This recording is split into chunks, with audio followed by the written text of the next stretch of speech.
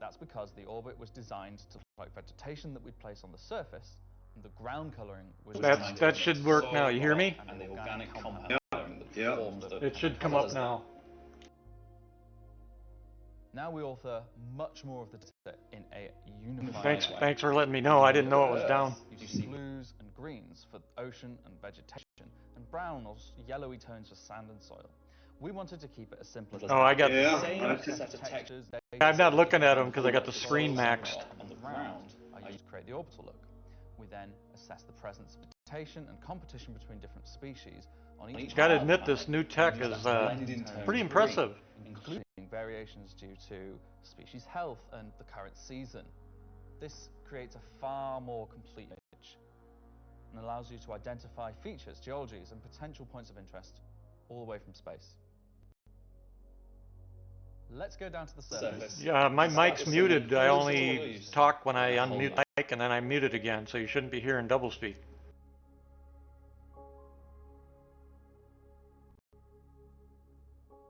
Yeah, if I'm talking, you're going to hear doublespeak, but once I stop talking, you shouldn't hear double anything. We wanted to start by focusing on just the soil and rock. One of the things that was missing from our terrain previously was simply feature complexity. Looking at our contemporaries, we lacked detail at the ground scale.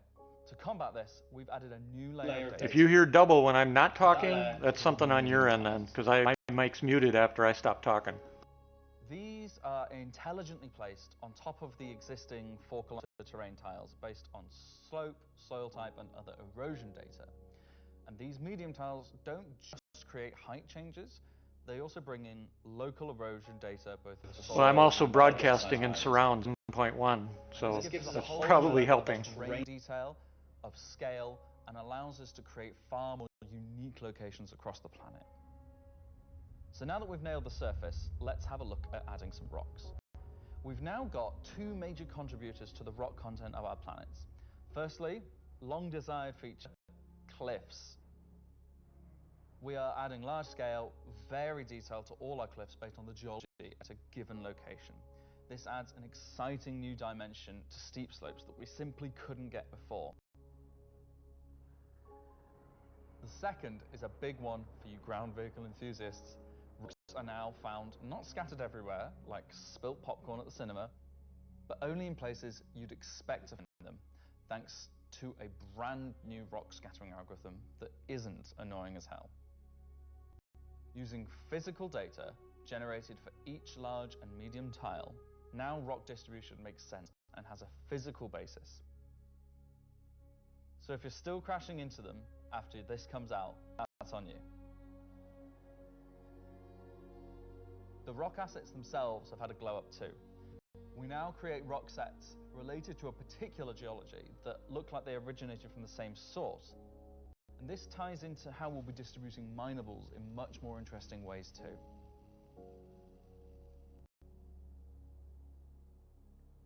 So now that our base terrain and rock scattering looks good, let's add some vegetations and explore some additional biomes.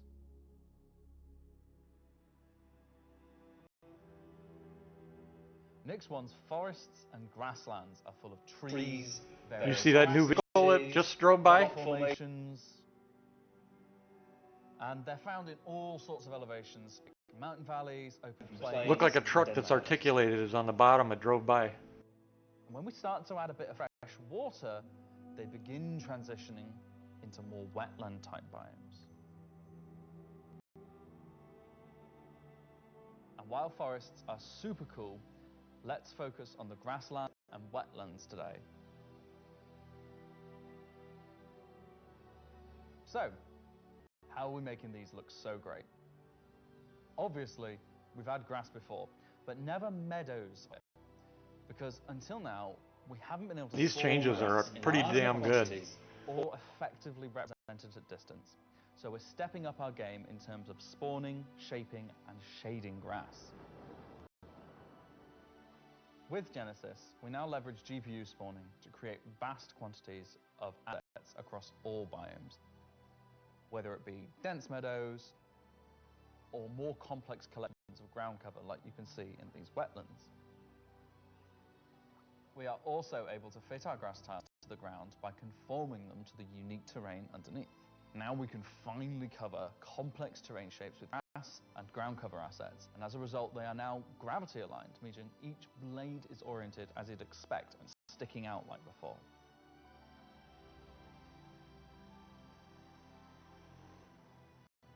Next, let's take a look at how we light our grass.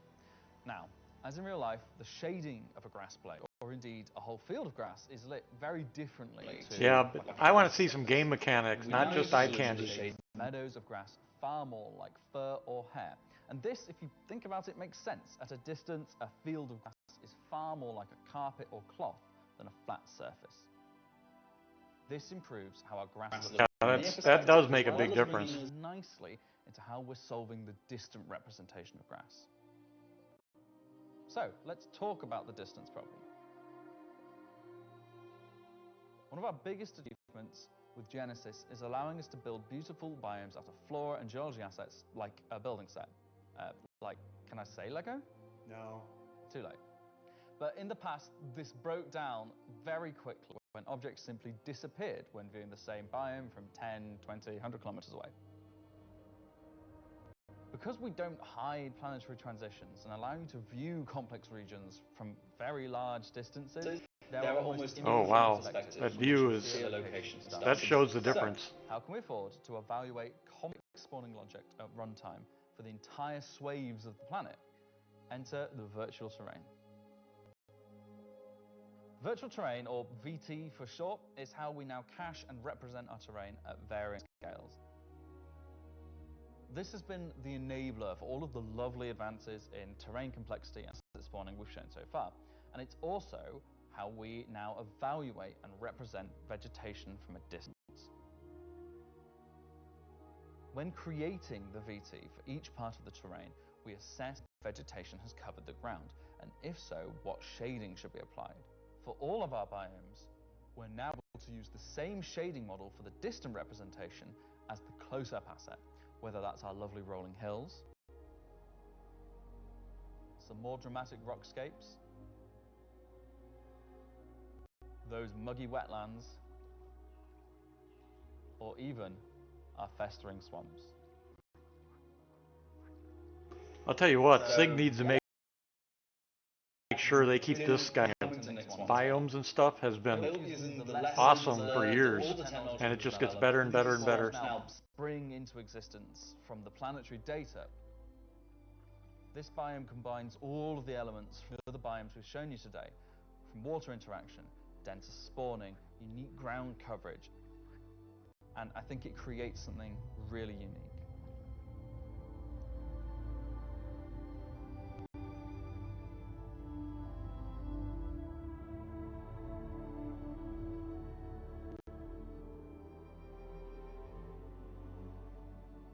Anyway, that's our update on the Planet Tech portion of Genesis and how we're using it right now to sculpt the identity of Nix 1.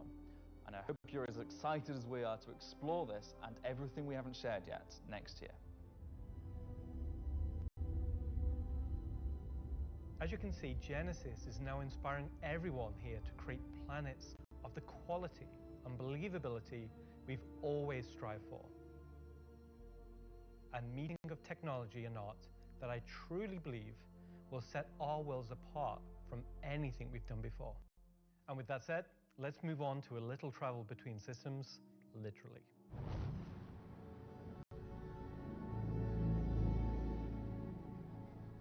Up until now, our mission system has been specific to the star system you're in, meaning a Stanton mission has to take place in the Stanton system, and a Pyre mission has to take place there. We've never been able to link these together, but with the introduction of our third star system, it's time for this to change. And that begins with the introduction of interstellar cargo. What are you talking about today? System-to-system hauling missions. Hauling is back. There you go, Queen. Just for you. These are exactly what they say on the tin.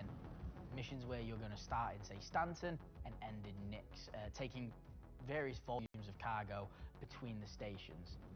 So there'll be high volumes of cargo that kind of fulfill the purpose for the Hull C and the other series of Hull ships. and there'll be a few sort of more direct routes. So you might pick up some cargo from Ruin Station in Pyro and go through the jump point to Stanton and drop it off there at one of the LEOs. So if you've never sort of experienced the jump point or going through it, these missions will require you to. They're no way limited. You can do them in any sort of ship you want, any size of ship. I'll be doing them in my Drake Cutter myself, between Stanton and Nix. Just a Drake Cutter. I've got a few ships, but the Drake Cutter is really cute, so. One thing that we're looking to add with these interstellar missions is scripted combat encounters where you can be attacked by NPC ships.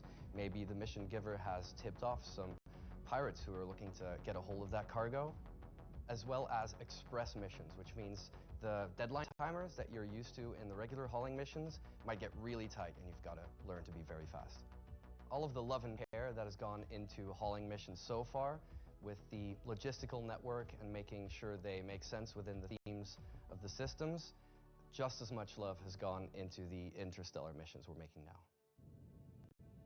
I hate freaking time missions. I can't stand them. I don't understand why devs think they're fun. We're going to build out the Nix system right in front of you after 4.4 launches next month, and why we want to keep as much of what we're doing behind closed doors so you can discover it for yourself, in-game and on your own. We still are excited to share with you a brief look at one of our up-and-coming locations we're calling Rockcracker.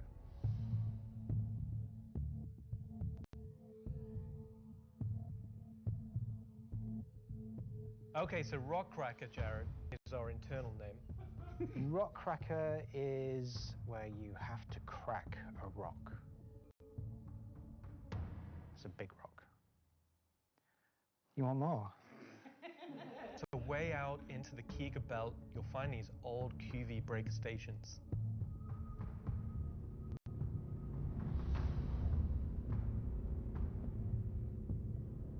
These were originally industrial facilities breaking apart large asteroids and mining them down.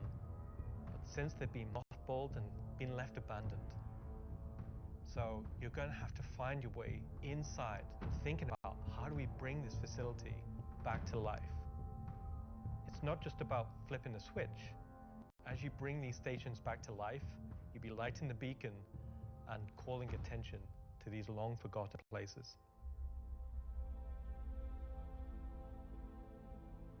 One of the main features is the laser head, which will require certain things to get working.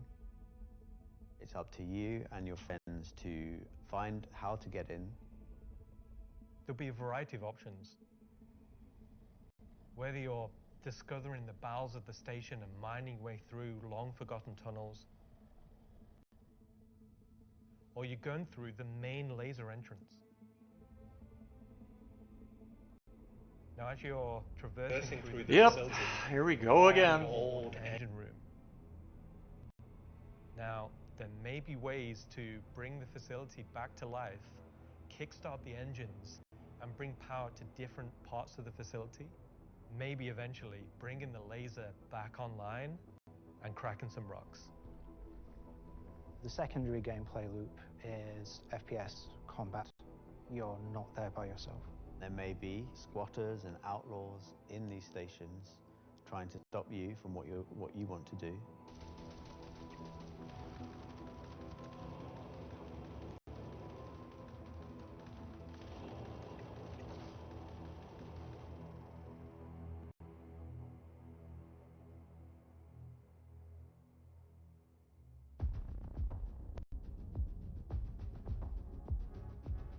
So you've found these old facilities, you've brought them back to life.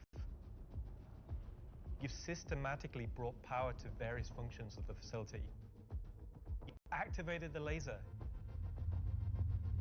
You've fired the laser. You've broken apart the rock. And then you'll be able to fly your ship inside and see what's there. So you fly a ship into an asteroid. Yeah. You just get into your ship and fly in and start searching around and trying to find the pieces that you want to mine.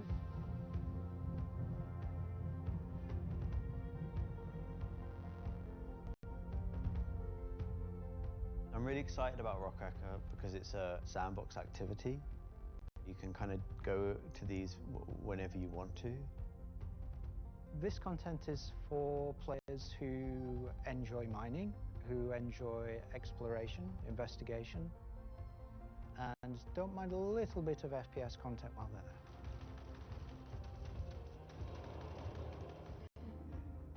there. It will be very new experience compared to any other asteroids, because this one, kind of like Alan and mine, will crack open and show its secret. And one presumes you can make a decent amount of scratch. Asteroid that's big enough you fly your spaceship into it. It wouldn't be worth doing if you couldn't make a good amount of coin. Yeah. Making promises for the econ team. Yeah. They've got to balance it. It's for people who want a lot of minerals. When crafting comes in, when all the other mechanics and features that we want in the game for 1.0 come in, it will be a place where like an organization or a group of like 5-6 people could come and just get a monumental amount of minerals. So that's a look at some of what's coming over the next 12 months. In addition to what we've shown, there'll be new mission packs tailored to the People's Alliance and their struggles. There'll be events that invest you into the evolving storyline of all 3 systems we'll have in the game. And of course, when we begin populating these with new planets, there'll be a whole host of ground-based POIs, settlements and structures inhabited by those trying to make their way in the verse. And all of this in service of building star systems that complement the massive corporate yard of Stanton, the lawless ganking of Pyro, and now the new frontier of discovery for the Nyx system. Should I say ganking?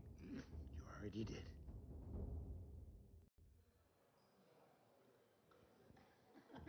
Good job, everyone.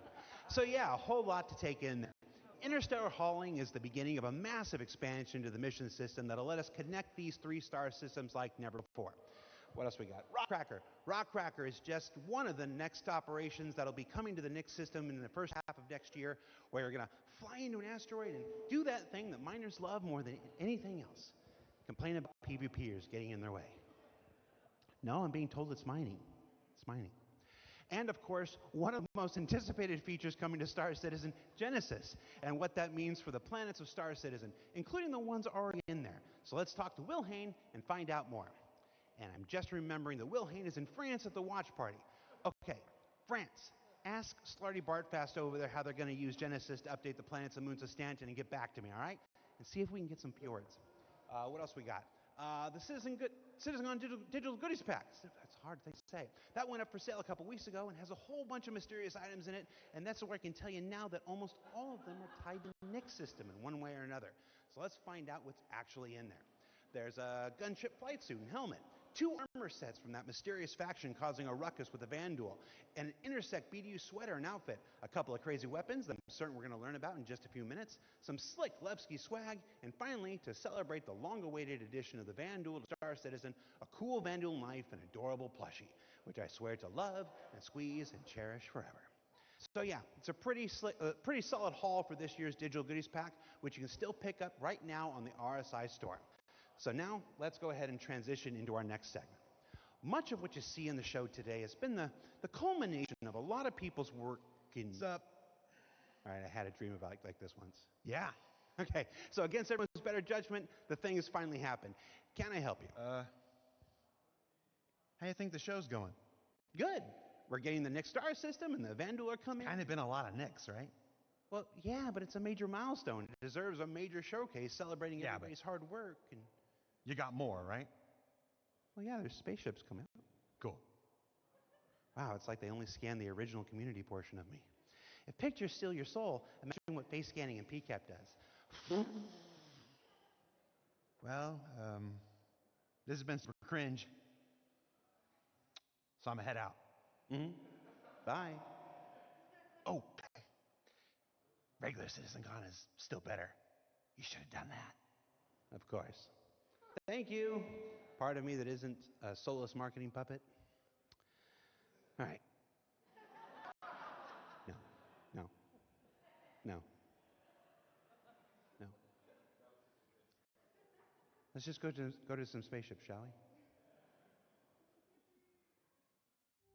Hi, my name's John Crew. I'm the Vehicle Director here at CIG, and welcome to Talking Ship, where we're going to talk about 3 new ships coming to the Persistent Universe.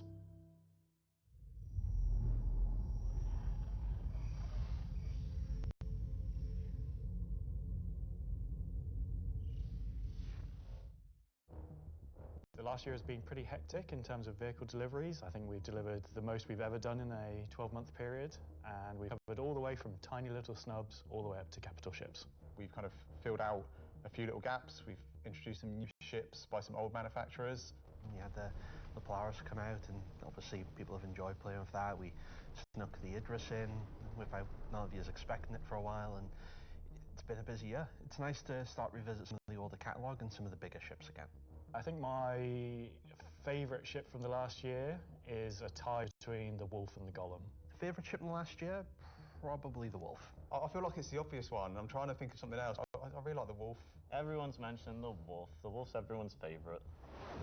The Wolf, obviously, a return of Kruger, a completely new aesthetic to the game. The Wolf was, you know, it was kind of everything we set it out to be, and it revived an old manufacturer. We've not seen anything from a while, so yeah, I'm going to say the Wolf. The Golem, I think, is just an incredibly well-formed ship in such a small package. It really just shows off that Drake aesthetic, giving you the absolute bare minimum needed to perform a role. I honestly do really like the Zeus. I think it came out really well. It's kind of hard to pin down a favourite, to be honest, because we've released, you know, a lot of really cool ships. Next year we've got some super exciting ships coming up. We're ticking off a few big ones, which is good. We're going to see, again, maybe some ships from some manufacturers that don't have that many in their lineup. There's a few big challenging ones starting, so they're good. A breadth of ships, should we say. The 3 new ships we're going to introduce today all tie in some way to the primary factions fighting over the Nyx system. We'll start with the People's Alliance and Anvil Aerospace.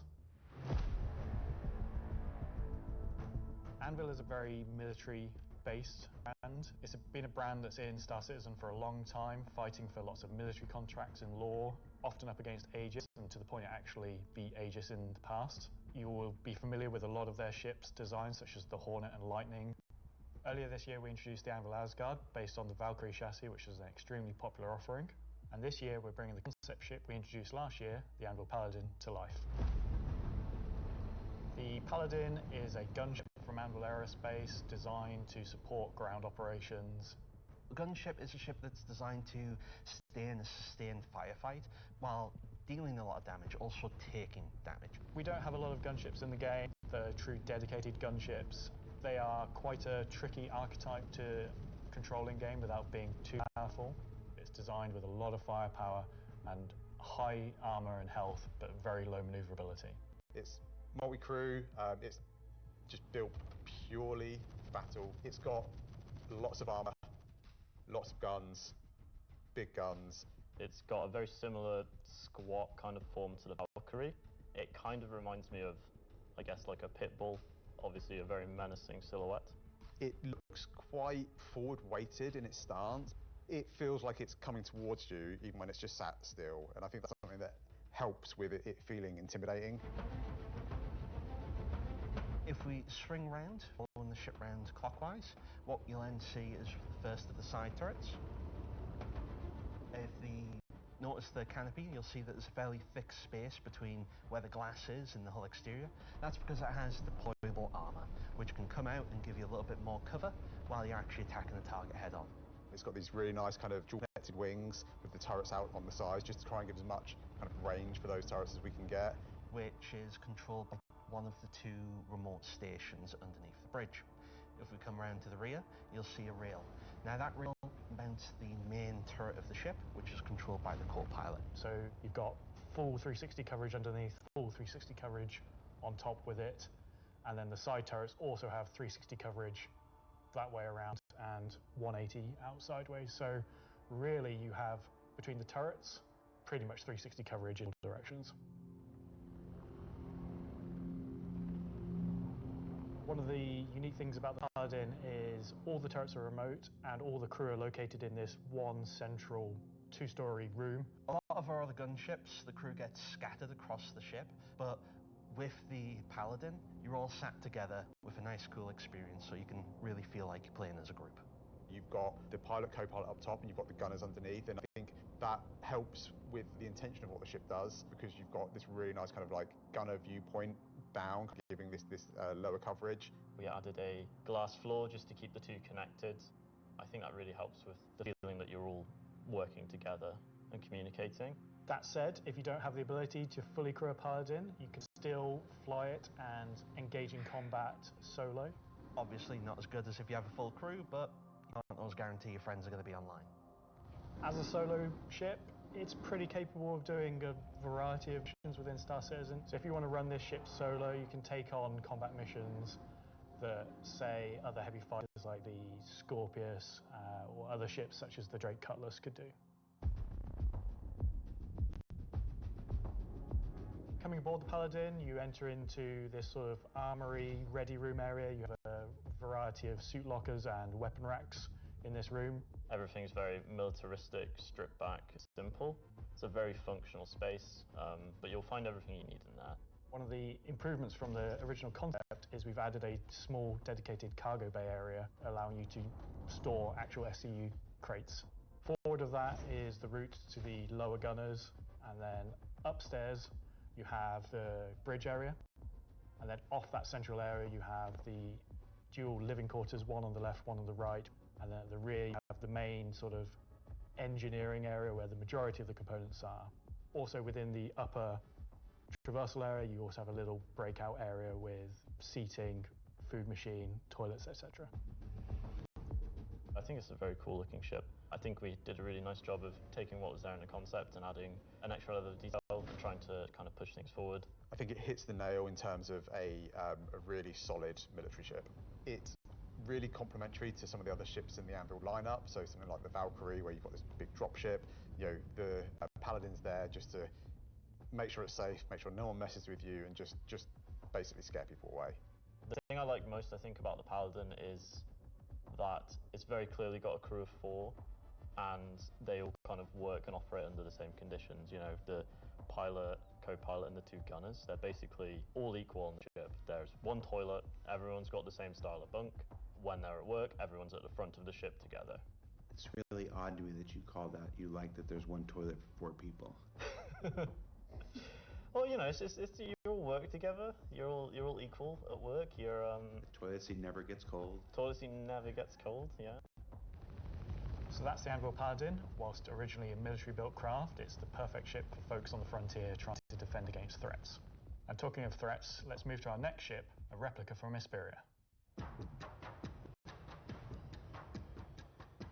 Hesperia are a high-end manufacturer. They specialise in recreating exotic and particularly alien spacecraft.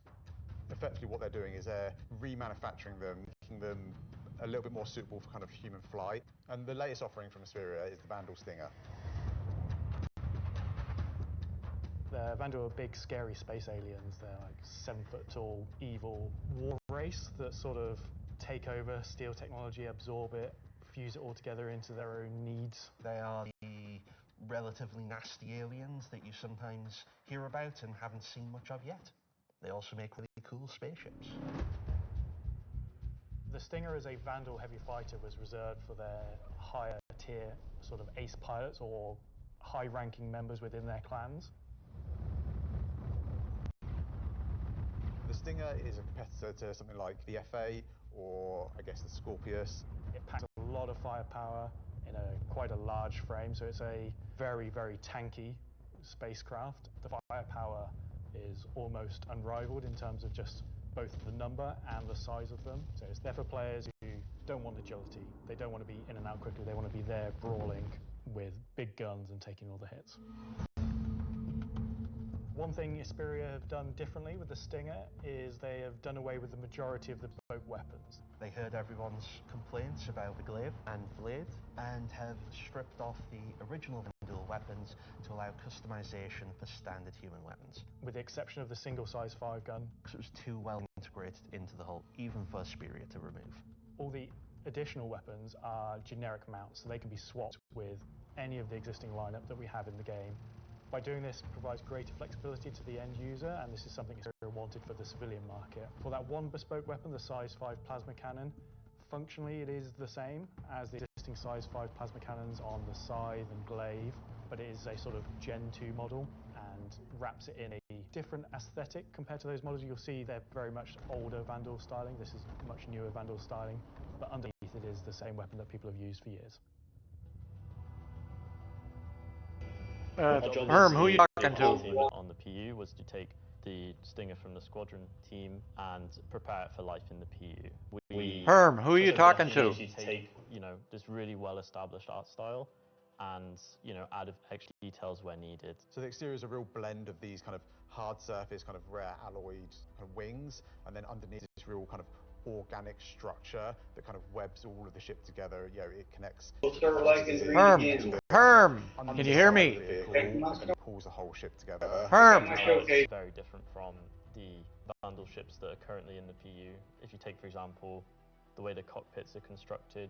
Up at the front, we've got this big kind of bubble dome that gives the cockpit quite a unique shape compared to some of our other ships, and also give the pilot a unique. Herm, you there? Yeah. Yeah, you were broadcasting that all over the video. Oh, really? Yeah. You go into a ramp at the rear, and it leads you kind of straight up into the belly of the ship. There's, lots of organic detail, rib cages, kind of strange alien forms. On entry of the cockpit, the seat kind of comes down towards you, and you kind of climb over the back of it a bit, like a motorbike. You're basically riding into the cockpit. It feels very much like you're being carried in a ship with a roller coaster. The traditional flying pose that Vandal pilots use.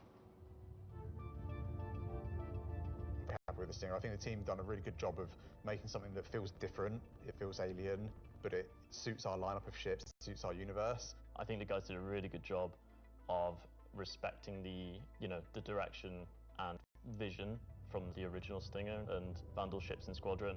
We've tried to take a lot of inspiration from movies and other science fiction material, but I think it sits well within the Star Citizen universe. So we have the Paladin for the People's Alliance. We have the Stinger for people that really like Vandal and want to try and pretend to be them. But what about the other mysterious faction we have running around? So Gray Chowdhury got his start as he was working at a cargo center out in Odin. He started meaning to get his hands on some stuff that other people couldn't, items that necessarily you couldn't find on a store shelf, but you wanted anyway. I think Gray is interested in, happy customers. Gray just sees themselves as a conduit to get these things in the hands of people who would appreciate them. And I think that his latest offering is really going to turn some heads.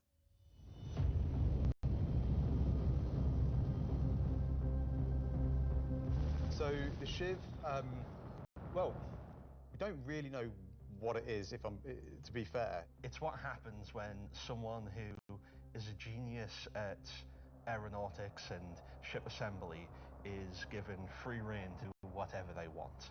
It's the best of whatever they can find lying around, put together to make something truly unique. Okay, I want one of these. This is cool. And just released out into the universe to see what happens. At first glance at the exterior of the Shiv, I think most people will probably recognize there is more than a fair proportion of the Cutlass visible there, but it's had quite a few changes to it. As you look a little bit closer, you'll start to pick out elements from other ships. You've got, main thrusters that are from the Valkyrie. Even the bits that are obviously a Cutlass have had panels welded on, panels removed. The top turret, which is now remote, is just this hodgepodge amalgamation with multiple other ships' turrets. And then the changes continue onto the inside where, again, it sort of feels Cutlass-like, but then you'll find there's bits of Crusader ships just integrated into the wall instead of what was there originally. It has lost its side entrance, some of its cargo capacity, but what it's gained is it's gained visually more powerful thrusters. It's gained a really kind of nice set of belly thrusters. It's upped its firepower. As ever, with the refined work from Gray's Market, you can see that great care was taken to the health and safety to ensure that there's no trip hazards anywhere. There's like loose cables, panels are exposed. If you look carefully, you'll notice there are like tools laying around in the cockpit. He's going to toilet. Bucket. Yeah, it's one for doing stuff, and you need someone to wash your hands. It's not an animal. It has very much taken that ethos of Drake and moved it down a level, which I think is quite an achievement.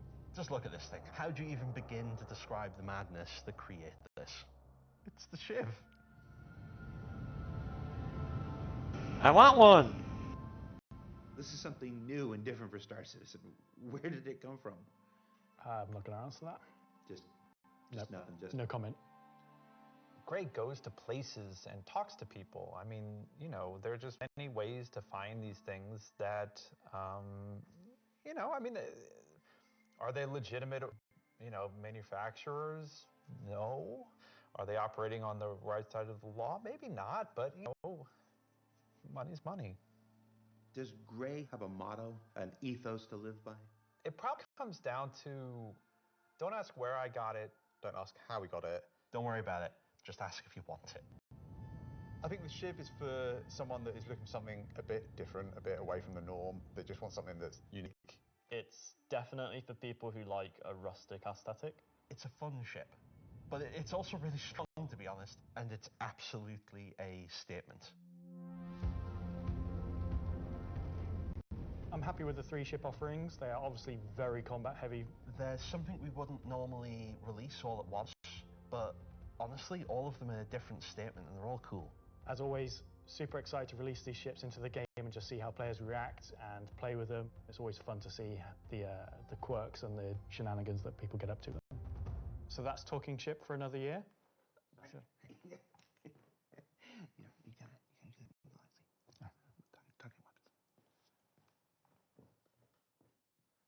So I've just been informed that we have to do a bit of a timeshare agreement this year, so we have to throw it over to Alexei for Talking Weapons, which is an extremely original name.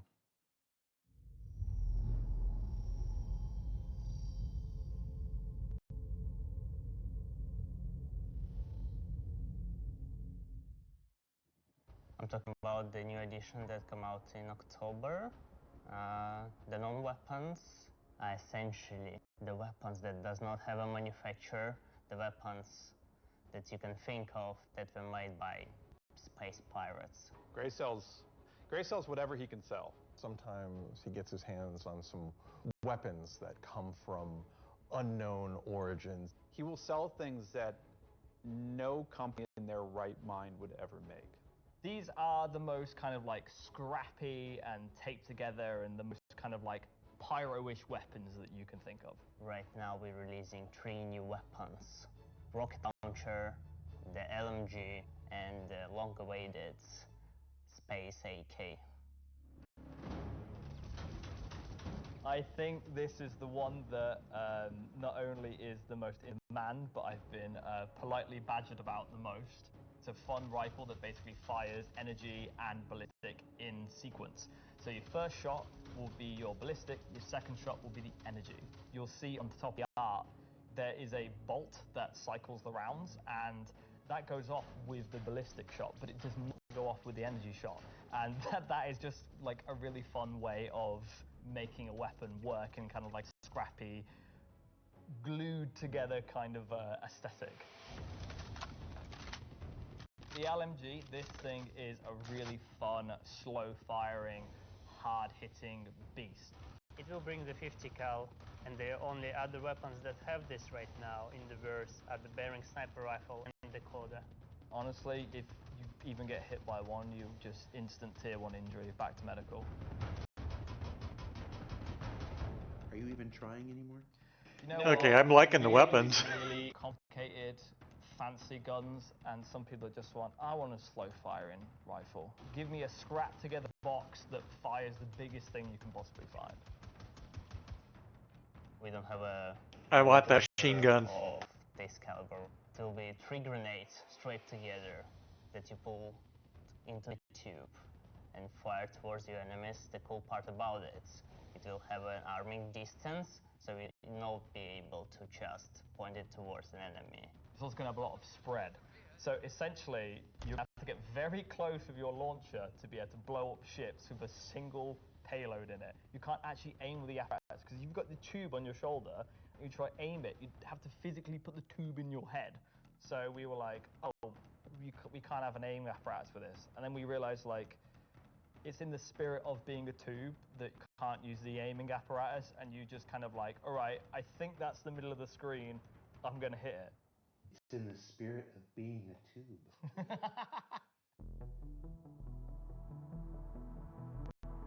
Are we gonna talk about binoculars? Binoculars are really cool.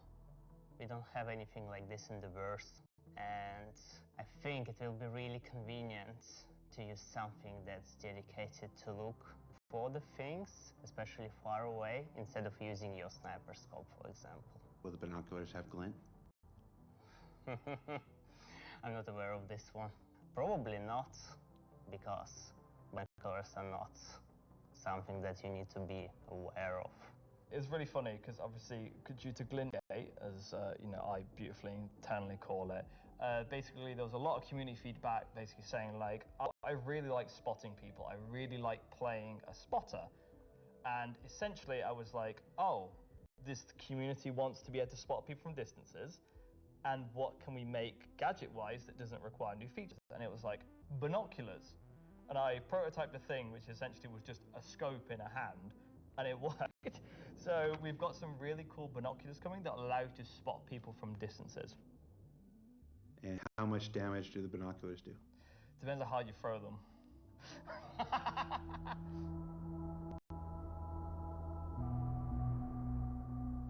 Thanks, Alexei and Zach. That's the end of this segment for this year. So that's talking ship and weapons, unless anyone else is going to come and tell me something else. It's been an exciting year, and I think the next year of ships is going to be even more exciting and expansive than this year.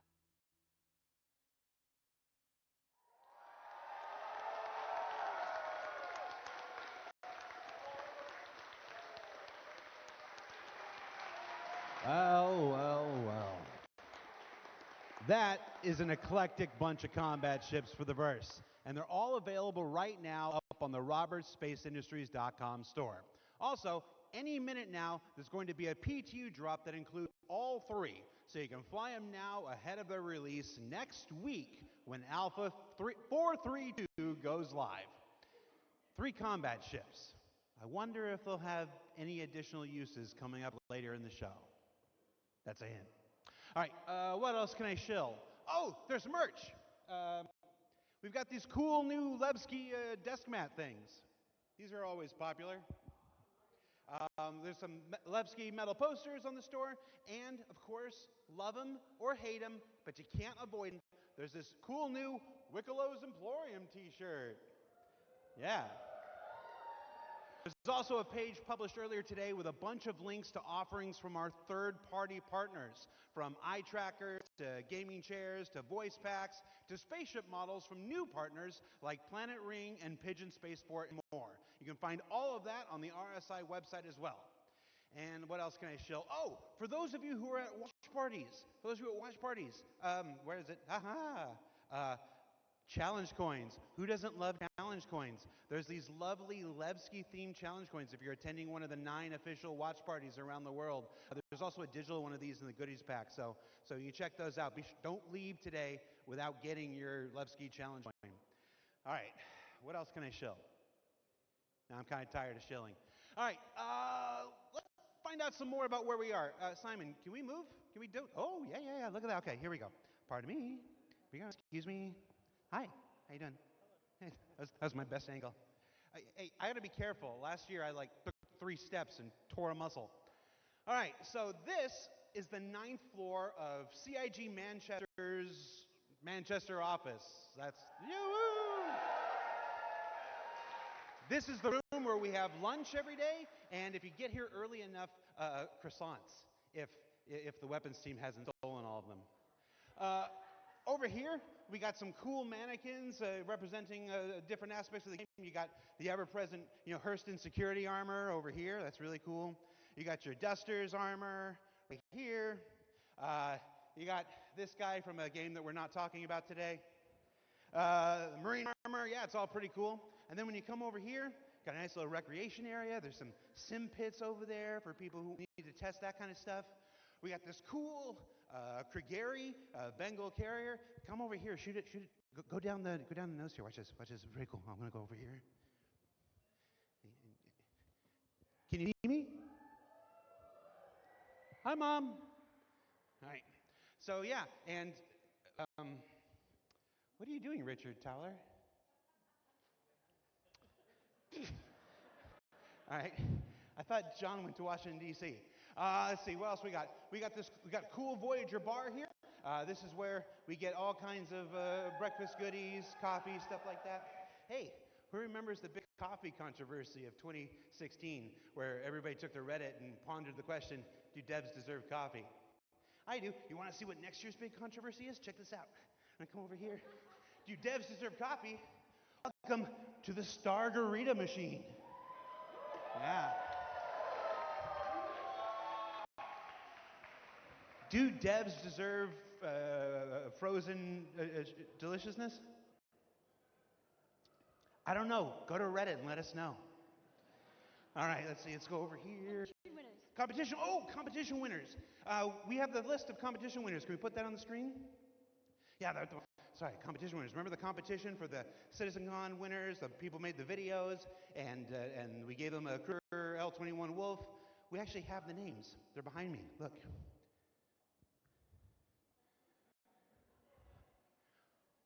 Oh. All right, that's cool. Also, everybody's got food. Do I have food here? Oh, somebody's supposed to save me pizza. All right, so we got. Oh, you got to save me a lot of pizza. Let's see. There's like 3 different kinds of pizza here. What if we just combine them into like a challenger situation here?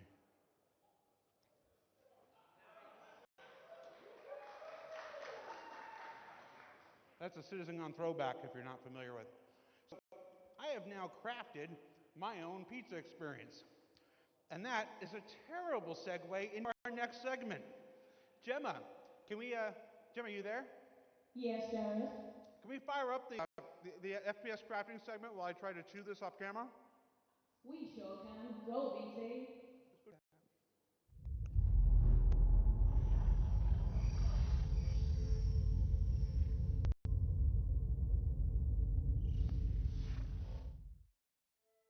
Star Citizen at its heart will always be an enormous sandbox experience where you can set out to tackle the universe in whatever ways you want.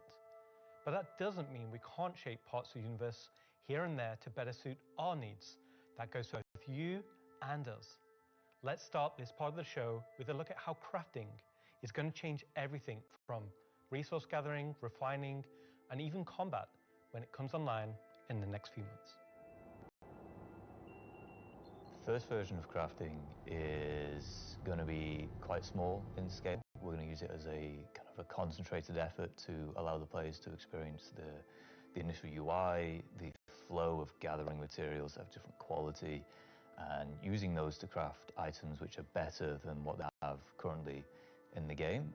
The first version is going to be primarily FPS items that you can craft, weapons and armor. For Star Citizen, crafting is our primary progression mechanic. Star Citizen isn't your standard MMO. We don't have levels. We have ships. We have gear. We have things that you create in the world, you perfect, you research, you improve. And those items, those ships, those vehicles, the armor and weapons, that's how you progress in Star Citizen. Crafting isn't just a progression mechanic for creating new items. It's also a fundamental change to how we handle resources in the game. The materials that you collect, how you refine them, quality matters. Crafting weapons, you'll be able to have some quality materials to influence the item stats on those weapons. It'll be somewhat random, potentially weighted on the location of the material. Some will have a higher chance of higher quality. And once you take those materials to your crafting bench, the fabricator, you can use them to craft, and the different attributes will be increased based on the quality of the materials you use. It's not just iron ore anymore, it's iron ore of the quality that you know will get you the stats for the item that you desire. And it's not just mining, it's essentially every resource we can get our hands on. To support this, we also need major changes to inventory so that all of these new resources that you're collecting, you can see what you have, you can order it better, you can understand what you have in your inventory. We won't have the new refining crafting system yet. We'll be using the existing ones. Those will pass the quality through into the refined materials, which you can then take to your crafting machine and start making your personal items. Once you have your blueprint and your quality materials that you've refined, then you can put them together on the item fabricator. This will be pretty much what we showed in last year's CitizenCon, with the UI letting you assign your quality resources to different aspects of the item. Once you're happy with what you see on the preview, you'll be able to click to craft and it'll get queued up and your results will be produced sometime later. You'll be able to get the new crafting machine from shops in most landing zones. You'll be able to bring it on your freight elevator and use it in your personal hangar, or tractor beam it around and stick it on a ship if you want to use it from there. There'll be a small amount of blueprints you get credited to your account just to test and mess around, but the vast majority of them will be earned through missions, and then you can use that blueprint to craft the item that it is that you've got the blueprint for. So it should be a good reason to go and test all the different various missions in the game. The advantage of crafting your own items is that they'll be better than anything that you buy from shops. You'll be able to increase and improve item stats that are relevant to your gameplay. Your gun will shoot faster, maybe it'll do some more damage, or your armor will have greater resistances against environmental effects or incoming fire. You might be wondering, what about the upgrade and research? That will be coming in a subsequent release. We're happy with this initial scope for crafting. It's going to be so valuable for us as devs to kind of get the metrics in, get the feedback in, because then we can make the changes that, you know, they only become obvious, so to speak, when you have kind of mass amounts of data and mass amounts of users using it. So I'm very excited to get it out in the wild. It's our intention to get crafting out on tech preview by the end of the year and get the testing we need so we can release it when it's ready.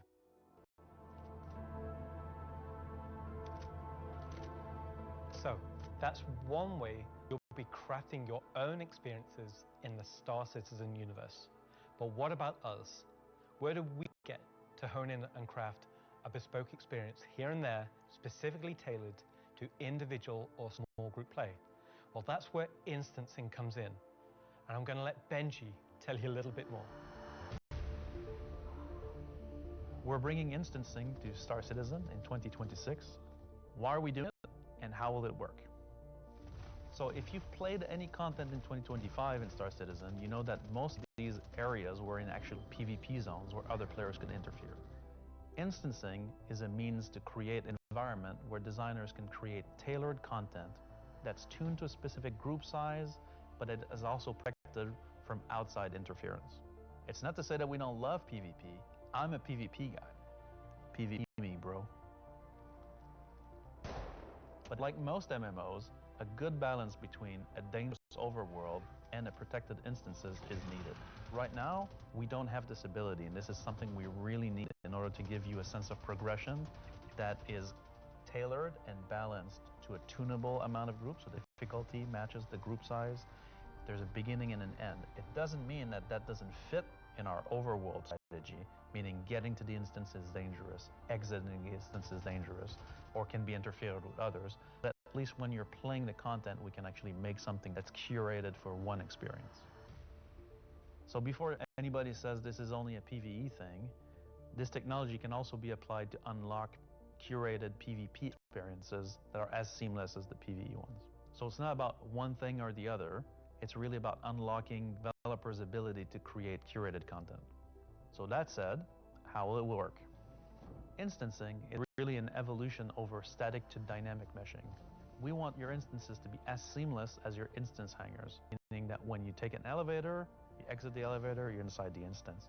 A gateway opens, you cross that gateway, you're now into your instances. Could be also a quantum jump into an instance that you don't even see.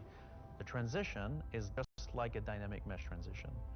And so throughout the universe, we will be able to add these areas that are open or closed instances that allow you to join in either with a party and have a reserved instance. Now this is going to be good. Get this working. And McQueen there, that gives you gameplay without combat. Will be completely instanced on different servers. This allows us to leverage the compute power of the entire mesh. The closed ones will be really to drive one piece of content. You enter and exit seamlessly, just like we do with your instance hangars currently. Let's go and find out what one of our first instances will be. Siege of Arisen was an event we did previously, which created a gameplay scenario where the player had to run through and progress through contested islands of Arisen. This was a high-paced, high-intensity event.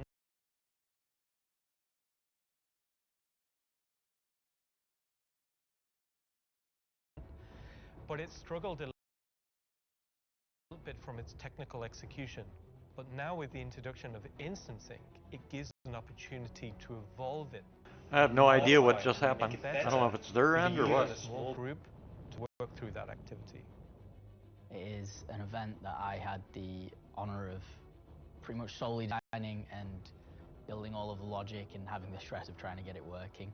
Agent Dooley from the CDF puts the call out for volunteers because basically the Nine Tails have taken over sort of a cluster of floating platforms in Orson. And you are there to kill these sort of lieutenants of this terrorist organization and take back control. So in our current thinking, Siege of Orison is designed for about a 15 to 20 people fire team. So you, your friends, or your org will go in, you'll all have sort of dedicated roles. Some of you might be the tank who brings in the heavy weapons and sort of pulls the fire. Some of you might sit at the back and be the sniper and pick people off who are a bit further to make the advance easier. Some of you will be the medic whose sole job is going to be revive and look after the rest of the team and the health of them. And some of you will be the people who push for the objectives to try and get sort of most of the mission done. The event was designed for about 15 to 30 people, but when we released it, we fixed the problem with 2 DGSs on one server that was fighting for resources, and with that we also upped the player count to 100, so when it first debuted it was already too full for what it was designed for. It was a massive operation at the time. I think that bringing it back and giving it a refresher will be a fantastic addition back into the PU. So imagine if Siege was a instance that you could go in and play solo, or if it was a public event that you could go with your friends, or you could join up with random players on the server. There's lots of ways that we want to take a look at Siege, how we can make it a more approachable piece of content. I'm excited to say the least to bring back Siege of Orison to Stasis and to sort of have it be one of the first tests that we have for instancing and really get it back to sort of a core experience point where it should be. So while the next season is quite heavily focused on Nyx, I'm also very happy that we're not really ignoring our other 2 systems of Standard and Pyro, and we're going back there and we're sort of improving and expanding on the player's life in those 2 systems as well.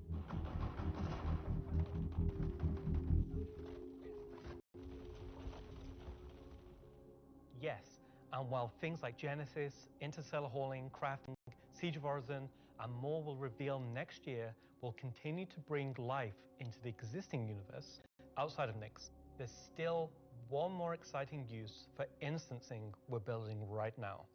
It's an earlier look than normal, and some of it is still in white box, but we're excited to share the first look at a major content release of 2026, and what it means for progression-based gameplay. As an evolution of our Building Interior initiative, you won't discover it by accident, because when it's complete, it will be found deep within the heart of Levski itself. This is the Municipal Works.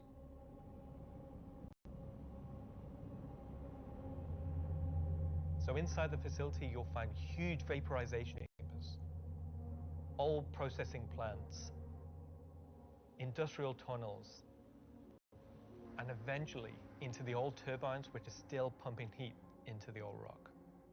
So this is the true history of Levski. This is a place where you won't see in Lorville, you won't see Night 18 or the other landing zone. It's the pure basis of Levski. You will have, of course, metal and tunnels and more structural places, but you will also see a lot of rock and cave. So it's not a place you go to take vacation, really a place you go to fix stuff. Not everybody has what it takes to come down there and do the job that needs to be done. All of your sewage systems have stopped working. Everything's going to quite literally. And so the player is tasked with their group, most likely, to go into there, take out the outlaws, and get the facility working again. So let me get this straight. This is literally a mission to fix the toilets of Levski. It's not just the toilets. You're also trying to turn on the air. Air's a bit more important. It still works in Levski, but you know, they have like maybe polluted air because they're not being cleared properly. It's not just for the toilet. Poop mission. It's also a little bit more exciting than just going into like cement. It's like a free layered system where there's 3 chapters. This will be mission driven and repeatable. Everything from mining to salvage to combat to investigation, a variety of roles. Narratively, it's a real sandbox. Every progression you do will unlock a new area that will link back to previous areas, complexifying the play space. We've been wanting to have more gameplay around landing zones for a long time. Now that we have instancing tech coming online, that allows us to do something that provides really cool gameplay close to a landing zone. With the missions, that's what will create different overlays or change the spaces or change the progression, but it'll be the instancing which will enable us to create tailored content to you and your group. So you're going to be able to play a part of it, make your progress, and then log off. And then the next time you come online, you'll be able to pick up where you left off. It's going to allow players to return back to it at different states depending on how much you've progressed, and be able to keep it going until you've reached sort of the end of the whole 3 chapters. Where you're not going to have other people getting in your way. It's you, your team, your party. It's a way of giving players content where they know exactly where they're at, and they can keep going back to it and improving sort of their own progress and ability to jump through them faster and faster times as well. So that's a look at how we'll be allowing players and developers alike to create more crafted experiences within the greater sandbox of the persistent universe. Okay, is that it for me at this point, Jared? Almost. Throw it back to me, and I've got one more for you after this. Back to you, Jared.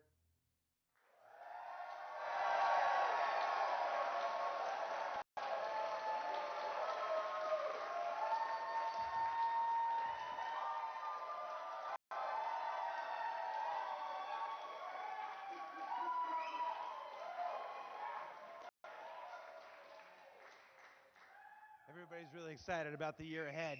So that's a brief look at some of the ways in which we're allowing you and our developers to craft a more curated Star Citizen experience. Now, at this point in the show, we are in the home stretch. We've got only one more segment to go. But before we do that, we wanted to check out, we said earlier in the show that we would look at what you were saying during the show. We looked at how to put YouTube comments on the stream, and it was immediately apparent that we were going to lose our broadcast license, so we're not going to do that. We did find some social media stuff on Twitch, though, or not Twitter.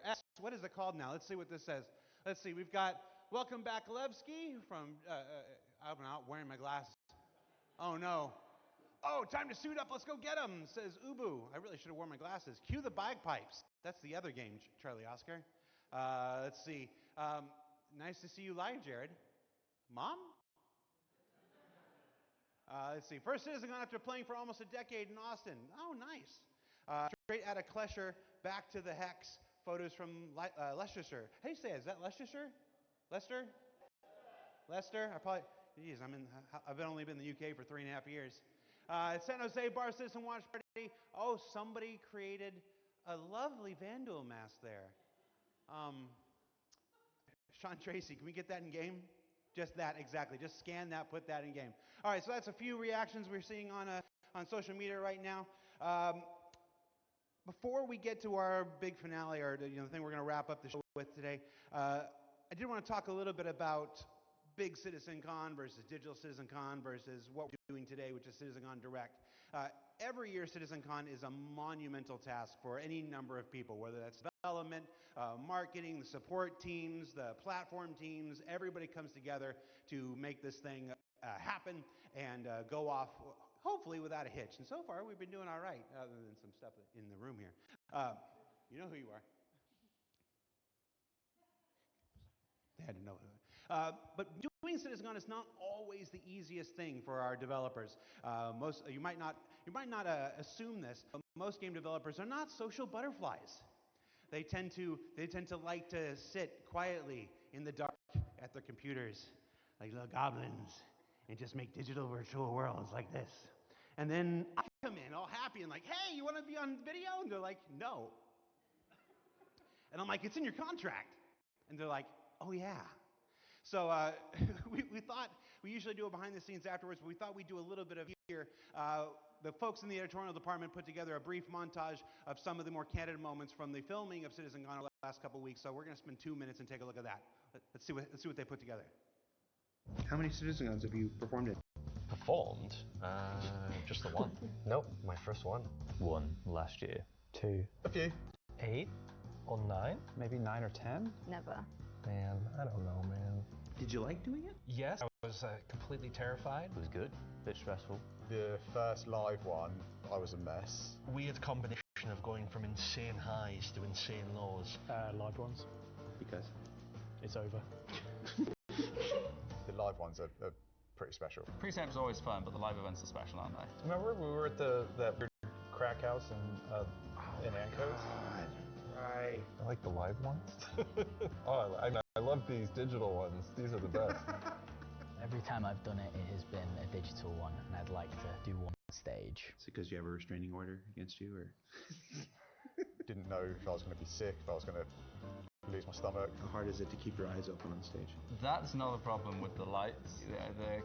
I'm realizing through this sentence that I'm closing my eyes as I speak. Do I do that a lot? I am a very shy individual, so this is me just trying to get out of my shell. Getting the crowd to react to the ideas that we've been working on for so long. We can react. Watch. Everybody. Yay! Yay! I can feel your passion from here. Cut the camera! Counting you down in like 30 seconds, I'm like, do I stand up? Do I sit down? Do I drink? Do I not? Do I talk? This will be the best one yet. That's right. Because it's nice and short. Is this all supposed to be usable content? Because I can be different. No. Of all your nicknames, why is Moist Master your favorite? I think you mean least favorite, and because it has the word moist in it. I mean, come on. We'll give you a new nickname by the end of this. Sounds good. Could do All with right. one. Let's get started.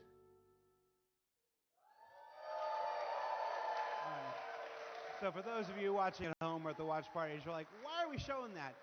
I put that in there because I'm eternally grateful for all of the CIG staff and developers who take the time to appear on these things, whether it's ISC, SCL, CitizenCon, walk on stage, be pre-recorded.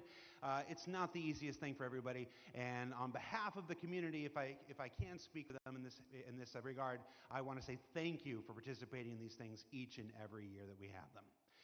Now, let's wrap things up here. So, let's see, how do I want to do this? At this point, we've only got one major story left to tell. But before we do that, we wanted to do one more check-in on something we started last year. Last year, Rich Tyrer took the stage and presented his roadmap to 1.0. And we didn't want to go an entire year without talking to the senior game director himself to get his update on that 1 year later. So we're going to throw it to him and go to our last segment, and when we come back, we'll say our goodbyes. And if you're at a watch party, it's time to get.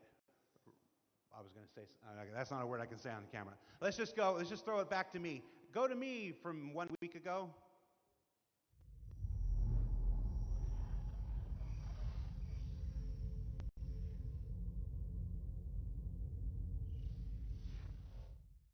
Last year, Senior Game Director Rich Tyrer took to the stage and revealed our plan for 1.0. Now, before we end this year's CitizenCon Direct, we wanted to take a few moments and follow up on that reveal from last year, to do as we've done today and look at the year ahead. So, Rich, thanks for taking the time to join us. Well, you're welcome. All right, so we're going to jump right into it. Everybody knows the only constant in game development is change. So I'm going to ask you outright, What's changed about the road to 1.0? Well, fortunately nothing. It still remains our North Star. The team is busy working towards that goal in the background, and every patch this year has moved us towards that goal. And if you haven't watched the Star Citizen 1.0 presentation from last year, I highly recommend you do so, because everything in it is still relevant as of today. You mentioned every patch this year has moved us towards that goal, so I want to dig deeper into that. We've done, at this point, 9 releases in this year, more than any year prior. How does each one of these not just sit as their own moment in time, but move us forward on this road to 1.0? Well, last year I discussed the framework of 1.0, how all those complex systems can tie together. And one of the core aspects of that was the main story, which became the spine of the universe, which brought all of the locations, mission givers, guilds, and all the different areas of the game for the players. Now, what I didn't talk about from last year was all of the content that was going to support that framework, add the flesh to the bones, should we say. And I think that's where this year has moved us towards that goal. If you think about previous events of previous years, they've generally been locations that we've put into the verse, but they've been transient. We've taken them away, like Siege of Orison or Zenithreat. We've added them to game, and then they've been moved away. And I think with the addition of the patches this year, when you look at the Hathor facilities, Onyx facility, these are permanent additions to the world that not only have their own story, as when we release them with the patches, but they'll also become points of interest and areas that the larger 1.0 narrative will utilize. Since we're on story, I'm going to stay with this here. Since we launched the PU back in 2015, it's always been this sandbox where players can do what they want. They can bring their own story to the verse, and that'll never change. But how important is it that we also build this concurrent narrative of our own, this crafted experience, if you will, alongside that? Well, we're trying to create a living, breathing universe. And that includes both the player stories that you mentioned, that they can go and enjoy and create their own memories together. But it also means that we want to have a universe that gives back. We want areas and locations to feel like they're believable and real life locations. And if you look throughout this year and the patches that we've worked towards, we've had an overarching story that's moved from patch to patch, and we're going through some of those cycles right now. We've also been introducing mission content that has fully voiced dialogue and facial animation, which allows us to inject some of the meaning and the why to what you are doing as a player. And I think story is integral to Star Citizen as a connective tissue that ties all of these different complex systems together, because it takes players on that journey throughout the game. To see this big turn this year to start injecting story into the verse, I think people are really responding to it. So everybody knows, and you mentioned just now, that this year we changed a whole lot about how we operate and how we release things. How do you think that's gone? I think it's gone very well. I think if the mantra that I've always been pushing this year at the beginning of January was patch always goes. And I think this year has seen a different development strategy for how we've been moving the game forward. That's where this different strategy has allowed us to really take a wider approach. And we also have to remember that Star Citizen is played by tens of thousands of players every day. And while we have lofty future goals, we still have to make decisions right now that make the game fun for the people that are playing it all the time, as playing it as their daily game. If you look at previous years, we've had to hold a patch back, we've had to make concessions, mainly due to around a feature may not been ready or right to go into there. There were 3 months, 4 months, sometimes 5 months between patches. Exactly, and I don't think that's good for anybody. I don't think it's good for the players. I don't think it's good for the development team. I think it's better to have regular cadence of drops. One good example is this year for A Line of Mine. People probably don't know, but A Line of Mine, when you turned on the laser, it was actually supposed to reveal the Sandworm Valakar. And I played it, and it didn't hit the quality that I wanted to go into the game. So we changed, and I took it out, and I made that decision alongside Chris and Erin, and we've held that back, and we're going to work on that towards a future patch. I think definitely the more regular cadences has had the multiple benefits, and like I said, I want to dispel a myth right here, right now. Like, features are still being worked on quite heavily in the background, from radar and scanning in FPS, the new quantum, to inventory, engineering, and crafting, and all of those features are going to be coming very, very soon for players to get their hands on. And, you know, I'm going to be honest, I'm not going to sit here and say that if I was to go back to the start of the year, I would hope that we would have released more features. But I also think every decision we've made this year has been through the lens of making the live experience as stable and as good as possible. Absolutely. All right, so that's a bit about the year before. And the year before has been, I've said this before, I've said it internally, I've said it out there, I'm going to say it right now again on camera. I think this has been the best year of Star Citizen ever. And I'm willing to look right into the camera and say that. The player numbers are up, engagement numbers are up, the length of the play sessions are up, bug numbers are down, 30K is gone. It's been a solid year. But CitizenCon isn't CitizenCon without talking about the future. So I want to move us to the future. We've talked about story. We've talked about this more diegetic, immersive universe and adding voice lines and stuff like this. But where do we go from here? Obviously that continues, but what more are we going to do to make this universe seem alive and real and breathing? I think the biggest thing is to start having that conversation be two-way. So if you think about this year, like you mentioned, we've been having fully voiced NPCs, but a lot of those missions and those NPCs, they're talking to you, they're talking at you. Right. You don't get to talk back to them. Now, obviously, you get to interact with them through your actions. You get to go and do their mission, and you get to move that along, and then they talk to you again. But it's a one-way conversation. We're missing that conversation wheel. Exactly. The next part would be physical mission givers. That's something that we're going to be working towards very soon, with Battaglia being the first one coming back in the verse.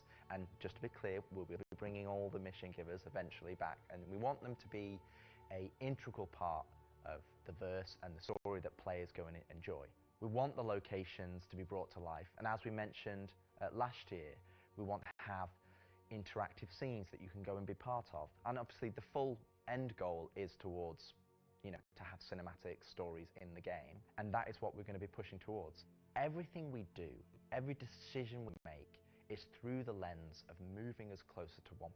It might sometimes be difficult to see why those decisions have been made at the time they've been made, but rest assured that Star Citizen 1.0 is still North Star. That's what we're still aiming towards, and that's what we're going to be moving forward with every patch next year as well. And remembering when mission givers were first introduced, they sometimes became a bottleneck. Is there a role in instancing, which we learned about earlier today? Is there a role for instancing in that, in helping with mission givers? Yes, partially. It will be one mechanism that will allow us to have players go to their own individual area of the verse, have that conversation, and then go and continue on into the open world environment. So I think that's where, when we look at instancing provides us one tool that allows us to remove that bottleneck and provide a more seamless experience. Happy you said that, because that's one of our last topics I want to get to, is how we reconcile instancing with the persistent universe. Like, for the last 10 years now, we've been building this giant, seamless, persistent universe where everybody can come in and play together. And it would be easy to have a first instinct reaction to the idea of instancing and say that's antithetical to everything that Star Citizen is. But you mentioned last year these three pillars of building Star Citizen in the PU, and I want to know, you said nothing changed, but I want to ask you about this specifically.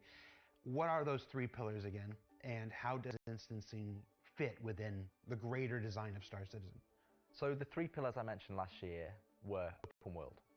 That's just like the missions you love today. You can go and play, there's other players there, and you can go and enjoy that together. Then we have instancing, which I'll talk about more, but similar to municipal works that we've talked about previously. And then the third pillar was dynamic content, which would be content that's generated by the activities of the players. And I think it's very easy to become myopic around one specific thing when we're talking about it a lot, when it's the next stage of our development. And I think you could reverse it. If we'd have made a game that was all instance, and then I'd come on camera and said, hey guys, we're going to start doing it open world, it would be like, oh, is the game changing? Are we doing open world now? Is open world the new North Star that's going to take us this way? And it's not. It's just one more tool that's going to allow us to offer different and dynamic experiences for players to go and engage in. Now, when I talk about instancing isn't always what you'd imagine as a solo instance experience where it's only just you. We're going to have several different versions of instances. Some are going to be closed instances, which will be like the new player experience. We'll be able for you to go in by yourself, for us to teach you the ropes in a safe environment so that you can understand how to play the complex game that we've made. But we'll also have open instances like a cantina or a bar where we might say, hey, we only want 50 people to come in here because we've got mission givers and we've got other NPCs for you to talk to, and you would just walk in and it would be seamless. You wouldn't know that there was an instance, it's not going to get a loading screen, you would just seamlessly walk into that location, it would be full of other players and NPCs, and you can go and enjoy the content. And that's, I think, something that instancing is going to provide us. It's going to give us a tool to offer different dynamic content, or curated content, as I'd say. It allows us to create experiences that are different to the open world experiences that we've already made. And it's not to say that we won't continue our open world development or only do instance content. It's going to be a mix. And like I said, this is one of the pillars that will move us towards 1.0. We will eventually work on dynamic content that will move us towards 1.0, and all three of those pillars will interweave to create the full Star Citizen experience. All right, so we've hit a lot of the bigger topics, the feature work, engineering, and FPS crafting coming to tech preview soon, stuff like this. We've talked about instancing and how that's going to work within the universe. But I want to ask you this one last big one. It's very easy to say Star Citizen is this kind of game and that kind of game. Those of us who spend our days making it know better. It's an everything game. It's everything we can make it game. It just is. But at the core of this is still spaceships. That life of spaceships. What more can you tell us about spaceship gameplay in the future? What can you give us? What can you tee up for us to look forward to for those of us who are really into Star Citizen for the spaceships? Our intentions going forward are to make sure that every ship or ship archetype that you acquire has a role and has content that you can go and enjoy in the universe. For example, right now I know that we're working on more robust mining missions, more robust salvage missions. We're going to be working on refueling missions. And we want to make sure that each and every one of the ship has a purpose and has a reason to exist in the game. That's from the smallest Argo MPUV, as well as ground vehicles, all the way up to the large capital ships. We want to give them purpose. I think it's something that we are absolutely aware of. We want to make sure that we're building that spectrum of content to allow players to go and engage in. And I think 2026 is going to be a very good year for Star Citizen. And I think there's going to be something that's very interesting and something that a lot of people have been waiting for. But rather than me spoil it, I'll let Ian and the team go into the details on that. Get a twinkle in his eye. Ian, take it away.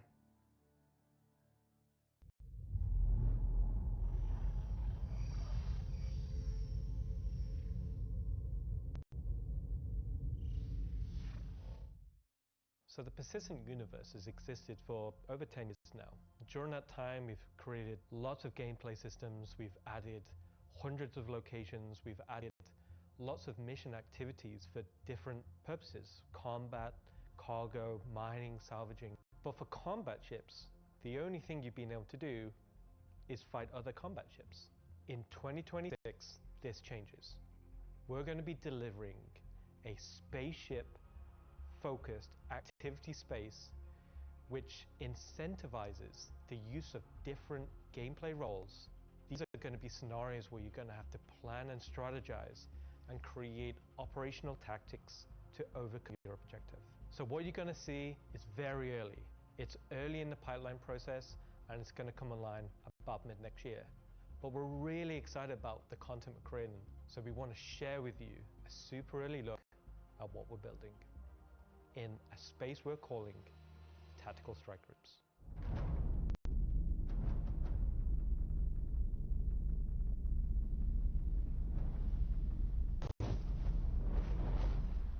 People's Alliance are still trying to get to the bottom of what this new faction is really doing in the Nix system. They've sent a capital ship to check out a station and run into more than they can take care of themselves. Unfortunately, that team came under attack and members of their groups were taken hostage. Now they've reached out to Intersect, who've reached out to you to help recover the pilot.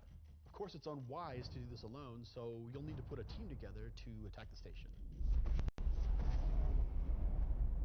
When you arrive, you will have this big asteroid, kind of broken asteroid, and on this you will have this space where you will find three big arms. You will see in the middle, you will have this big energy core. Everything here has a purpose. It's not just for the show, just something nice to see. You'll see a People's Alliance-owned Idris that's just on the outside, and it's going to be getting harassed by this unknown faction that you've met before. So your first objective here is to clear out the ships. There'll be waves of these ships, so this is what you want your light or your medium or your heavy fighters, whichever playstyle you prefer.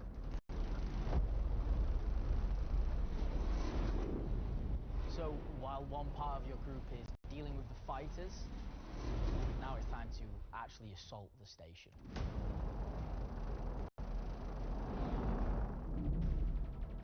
This station has been outfitted to resist all of the obvious way of attacks. Somehow they've incorporated Vanduul capital ship killing turrets. These turrets ignore small fighters, and they have the firepower to destroy even the biggest capital ships. Your Polaris and your Idris, if you get it close, it will get shredded. The idea of these is so we can sort of make it so we can mix up that ship combat and not everyone can just bring the biggest ship and win just because they have the biggest ship.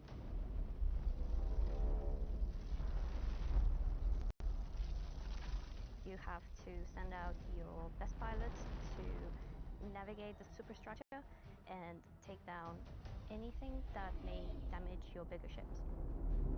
Looks like we're getting my kind of gameplay. So at this point you're thinking, destroy the turrets. But it's not that easy.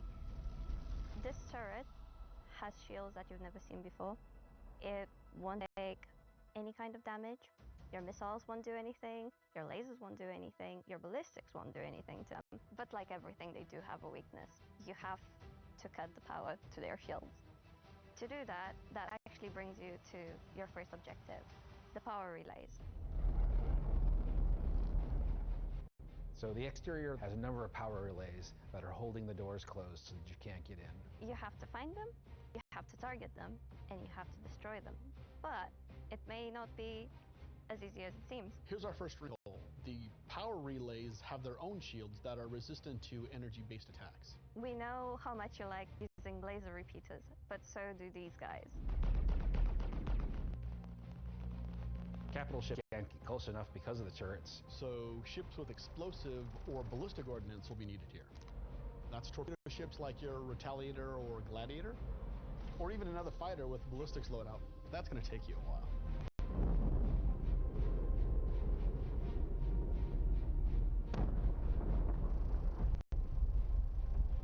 Once the power relays have been taken down, the station opens up. And this is where things get really cool. Now it's time for you to fly your ship inside the station.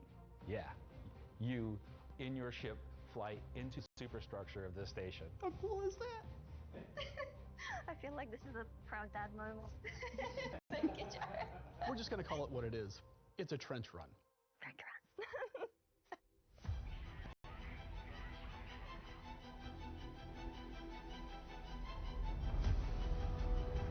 So as you enter the structure, you'll see cooling units along the sides that you'll need to take out.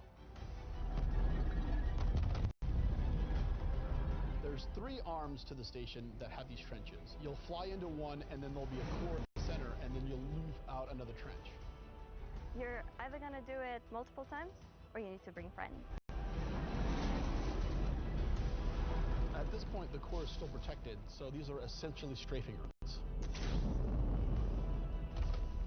There are objects to avoid. You're going to have to be able to dodge. You're going to have to move quickly. You need an agile ship. Because the shield generator that you're targeting is emitting lots of distortion damage. So once the cooling units are up, that Oh, allows shit. heat, which means that you can attack from the inside and also from exhaust ports on the outside of the station. This core is armored and just takes a whole lot of damage. Can you say Star Wars?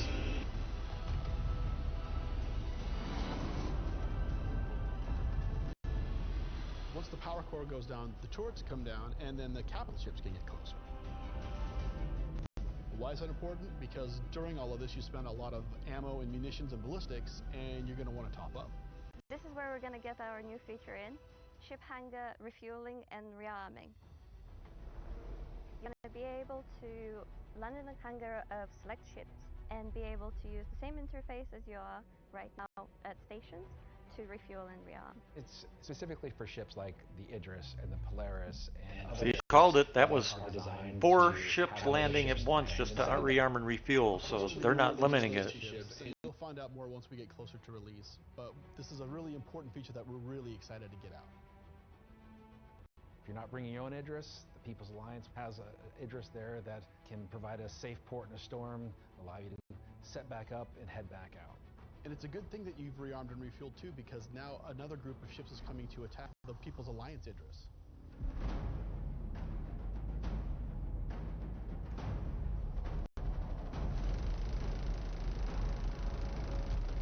Oh, I can't wait to play this. This is going to be fun. Fighters are protecting Idris. What's happening at the station? Well, that's where the dropships come in. Now you've got to take a fire team in. You've got to land. You've got to fight through an onslaught of FPS enemies that belong to this unknown faction, and you've got to open a hangar door which will allow you to release captives from the station.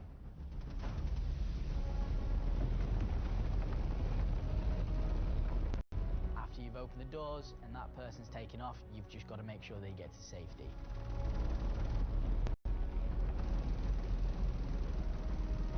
So at this point, all of this sounds pretty simple, but there's an additional complication. So up until this point, it's just been you versus the enemies in the station. But the enemies in the station have their own enemies.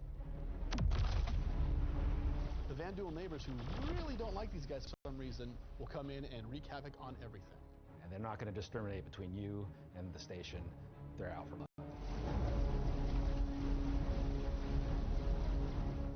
Where do we sign up? The Vanduul destroying the power core, that the station's now vulnerable. You're on a time limit. Vanduul are coming. They're going to come hard. They're going to keep coming. You're going to have one hell of a fight.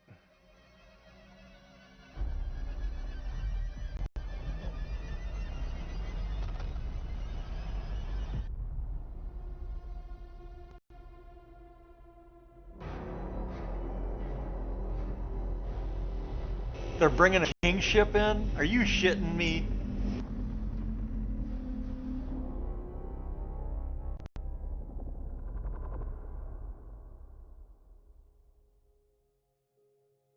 Tactical strike groups. I'm personally so invested in this. So throughout 2025, we created a variety of content. Some of it was very focused on FPS combat. So personally, driving a more vehicle-based experience was very important to me. This is a defining statement that I want to do in 2026. We're a spaceship game. There are prized possessions. They're the objects we fall in love with. This is the content we want to create, which creates scenarios and roles for you to use those spaceships. We won't get to all roles initially, but we should see this as a landmark, a position where we can see a gameplay space which incentivizes the use of different ships and scenarios to clear objectives and completions in a variety of roles. And in the future, we can use this to expand on. So I hope you're all just as excited as I am for tactical strike groups. They're gonna be fantastic.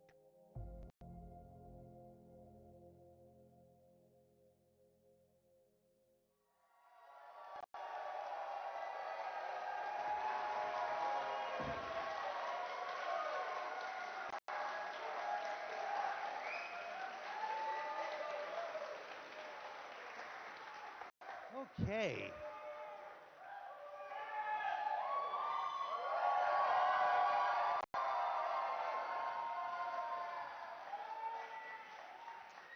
Why do you still have the puppet? John, come home. All right, so tactical strike groups. It's been a long road for the last 10 years. The PU's been around. We've done lots to build stuff for mining ships and for salvage ships. And as Rich said, we're currently building out even more for those. And our first refueling missions coming online in 2026. But combat missions. Oh, hi, Aaron Roberts. Aaron Roberts. But finally having enough of the foundation in place that we can begin to build real spaceship operations, in any other MMO they'd call dungeons. It's really exciting for me, and that's why we're ending the show this year with that. So yeah, that's in CitizenCon Direct. Thank you for taking the time to share this with us. Again, this is just a glimpse at some of what's coming in 2026. I've seen the Twitch chat and the YouTube chat like, oh, you're spoiling everything. I promise, we ain't. So before we let you go, that's it for me. Thank you so much for tuning in. And as with every CitizenCon, the last word shouldn't be mine. It should belong to our founders and CEO. So take it away, Chris Roberts. I hope you enjoyed this glimpse into some of what the team is cooking for the near future. Of course, we're not going to spoil everything that's currently in progress, and many features we haven't discussed today are in active development, like base building, social, and trade tools that are very much a priority. These, along with bringing the final polished features from Squadron 42 into the persistent universe, will make next year the most exciting yet for Star Citizen.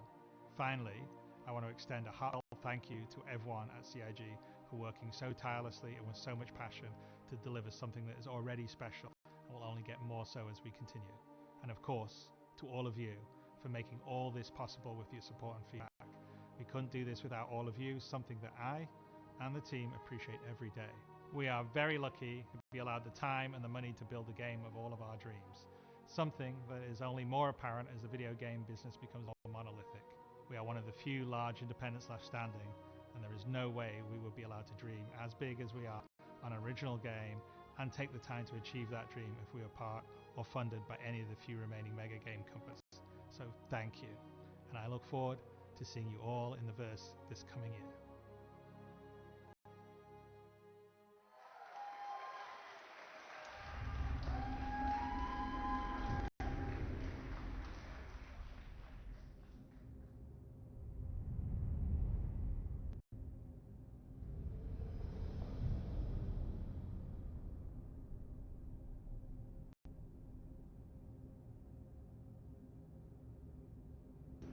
And I'm kind of surprised they haven't said anything about Perseus.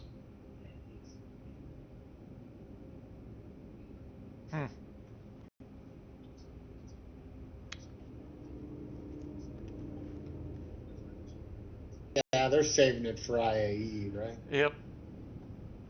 I thought they were gonna, do something that was a surprise though, but I guess not.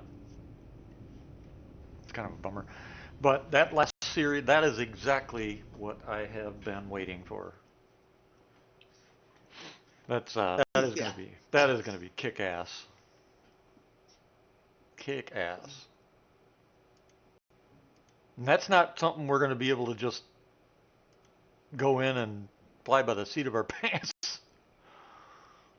Because otherwise, well, like they said, right? It's constructed to have, strategy and order. You're not going to be able to progress unless you attack the situations at hand properly, right? With the right assets in the right order, right? You go in, fucking half cocked. Yep. You're going to get smoked, right? Yep. I would bet you the next big one. Well, this one's space and station and capital ship base, but I bet you one of the next ones they do that are like this big, after they pull off the first one, it'll probably be ground based, tactical warfare type stuff. But I didn't expect the Van Duel coming in, that's for sure. That was a surprise. I'm actually really surprised that they did that. Well, it's an easy, how am I saying this?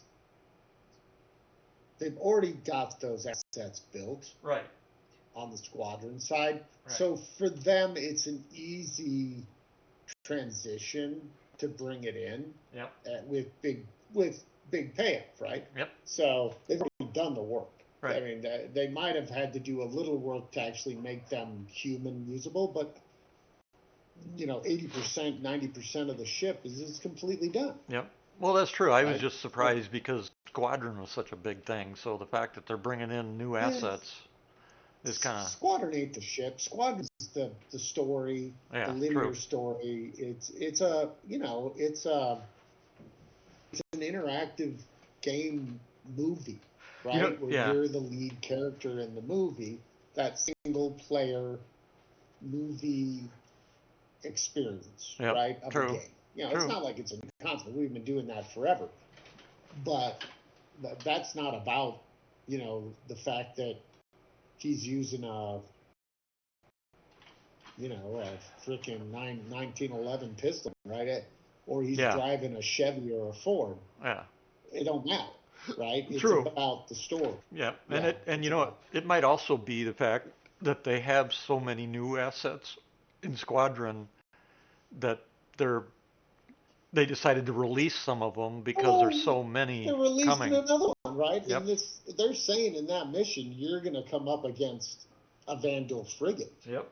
It looks like, right? I'm not sure what ship that was. I'm sure everyone will figure it out very soon. I didn't recognize it right off. I didn't either. But it was probably, let's just say it's probably Idris sized. Well, a lot of people in ETF, I was monitoring it, and they were saying Kingship. That didn't look like a Kingship. No, that wasn't a Kingship. Negative. I would bet it's probably one of their bigger frigates. It was not a Kingship. Yeah, I don't think it was. It looked like, I think we saw it. It was in the, the game run. You know what I mean? Yep. That they showed last year. Yep. It looked like it was that frigate. Yep. Sized. I don't know what the name of it is. Yeah, I agree. Like that ship. Yeah, I agree. But I don't know the name of it. So it'll be cool. Yeah, it's kind of a bummer that nothing they went over though is for this fall, other than the 3 ships you can buy. I kind of wish they would have said something about. Oh, it is. Huh? 3.4. What? Right, next month. 3.4. Yeah, it's 4.3.2 next month. Or 4. No. 4.3.2 is like right now, but next month, November, they're going to drop 4.4, right? It's 4.4. Yeah, for IAE. Okay. For IAE. Yo, but they said they were going to have damn it, now I'm spacing out. No, they're bringing in. What did they say? Anybody remember? Yeah, I must have missed it. They're going to release Nyx. Yeah, Nyx. Oh, Nyx is coming in the next big patch? 4.4. Oh. Yeah, the next big patch. And then the 3 ships come in. Well, the 3 ships come in this patch, which is this next week. Yeah, they're right now. And then bringing in Nyx. What else are they going to bring in?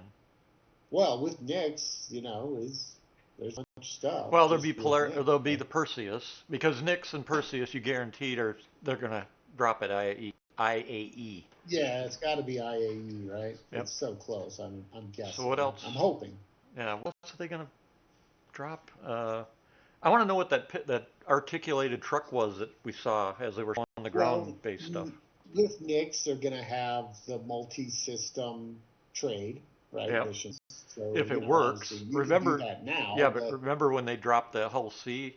It took almost 10 months before it even worked. Yeah, we'll see. Right yeah, now, they know how to do travel between systems and streaming in a whole other system and all that. I think it's interesting they're putting the Castra wormhole in and just temporarily tying it to Nyx, though.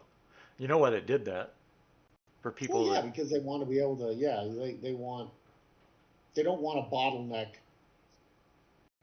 You know what I mean? Well, they don't want. It's for people that don't want to fight. It's for people that don't want to fight. They now have a direct, safe route to Nyx. They don't want to go through Pyro. Right. That's it. That's all there is. They don't want to have to go through Pyro. Right. That's what I said. It makes sense. It's a good move. We have to go through Pyro to get to them. Yep. Well, yeah, you would have. Yeah, we will once Castra is in because that's Okay, where you the have a lawful system, and then you just go one jump, and you have an unlawful system. Okay, one more, it's like middle ground. Yeah, that's kind of out of order. yeah. It should be like lawful system, middle ground, unlawful. Yeah. Well, it's Stanton also there's has Nick Terra and and then Pilot. well, yeah, but there's other ways to get to Castra, but Terra and what's the one with At the least M? not the first 5 systems, though. Right, but Terra and starts with an M. Those two systems are tied into Nix and stuff as well. So there's more ways to get Nix. The problem is we're not getting Terra right away. Terra is coming. The one with the M, they didn't say anything about. Castra we're getting. Castra. And that makes the 5 systems. Stanton, Nix, Pyro, Castra, Terra. For 1.0. So Nix will be number 3, obviously. It's going to be interesting, though. But that's why they're doing the wormhole, obviously. So people like McQueen, who left, she'll be able to do some of the stuff she wants without having to worry about getting shot down all the time. Well, look, and in the instanced missions, Yep. You can have people with a dedicated role, right? Yep. I'm the healer. Yep. Or I'm this. Yep. And that's going to add a lot more. Yep. A lot better appeal gameplay. To a larger, to just people who different gameplay. Yeah, right? and what'll be nice, like that big mission they just showed, what'll be nice is the same thing you just said, P. Gill, because healers may not have work to do all the time, but maybe they'll be willing to go down to the hangar bay and help with refueling or getting ships in or whatever, on the command ship or something while everybody else is out there pew-pewing.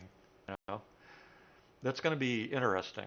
There's going to be a lot of dead people taking on that mission, including us. What's funny is I imagined, like, with, say you get killed and you regenerate on a medical ship bed. Yep. I don't think that should be. I hope that they have a medical gameplay person. That's my medical ship, right? And you're going to respawn at the ship that I'm on, or I'm running, or it's my ship, whatever, right? Yep. But I should get a thing that says, hey, your guy who's tied to your ship is expired, right? He's dead. Yeah. And now he needs to be regenerated. Your mission at that point is, I've got to regen this guy. Yep. So it's almost like That's what you're the console. going in. You go to the console. And you have to, you got a console up. You've got to, however they do it. I got to get a blank out of, and I've got to customize. I got to build the guy with his thing and integrate it. Now, that's probably with what if you fail? What's the thing? Well, that's with Death of a Spaceman, though, isn't it? Kind of. Because that way, remember they said when you do permadie, when you respawn, regenerate finally, you may be missing an arm or a leg or an eyeball, and that's where that other gameplay comes in, where you can get enhancements, if you want to call it that. Yeah, prosthetics, enhancements, or cyborg. Yep. Cybornetic.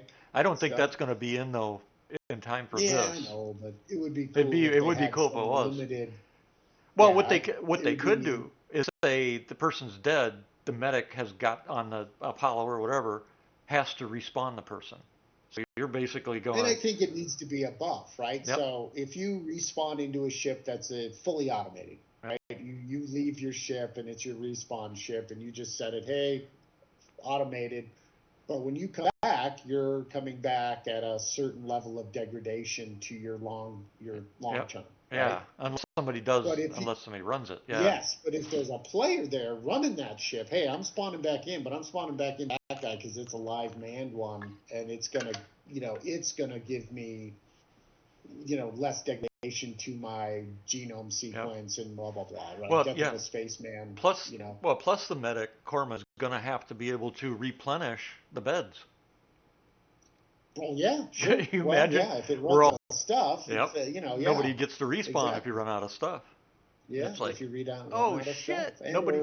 He just makes it go better, maybe faster. Yep. Maybe he also improves your hey, yeah, you don't lose, you don't degrade your sequence as much, right? I think obviously no matter what, you're going to degrade your sequence, but what if that degradation is minimalized when you have a really good doc, medbed guru running it, right? Yep. I put a note in the ETF. I go, this all looks good and dandy, but they need to fix fleet jumping. Because fleet jumping, it sure doesn't work like they showed in the video. Yeah, it's like I don't know what makes it tick at this point. We've tried so many different ways, and it's like I'm always surprised when it works. I'm like, why did it work? Yeah. Hey. I also noticed that they were showing in this entire sitcon every sequence they showed, regardless for Nix and everything, they all had quantum. What's that called? The speed jumping. Shit. That short distance. The short distance. Yeah. Speed jump. What the fuck's it called? Quantum boost. Quantum boost. You notice every ship used it.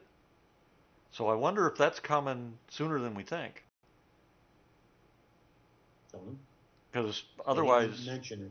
Yeah, they didn't mention it, but I noticed right away that every single sequence they showed us today was using quantum boost, all of them.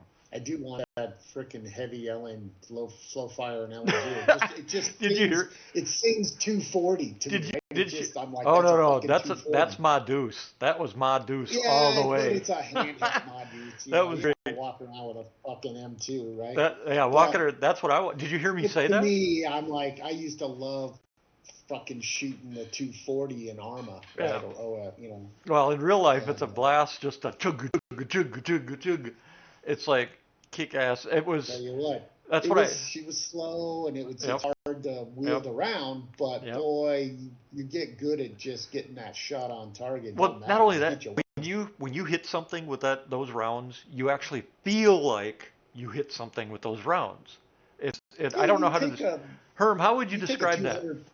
Herm would know what I'm talking about. Guy right off their feet. Yeah, Herm would know what I mean. It's like you hit somebody with a big round like that, and you yourself feel that hit. It's like, it's just, I don't know how to describe it. Well, it's terrifying, but yeah, I don't want to think about it. But well, it's terrifying, but it's also, it gives you when you hit somebody with something like that, you know you're going to survive, is one way to put it, I guess. It's like you hit somebody like that, you know they're going to go down. They're not going to suddenly turn into Superman and, kill you instead, that type of thing. It was, that's why I want one of those. Hey, I just dumped an entire mag on this guy, and they just turn around and shoot me once, and I'm dead. Yeah, that'll be proof of hacking right there. Not with that gun, no freaking way. Did you also see the R97 shotgun in full auto? Did you notice that?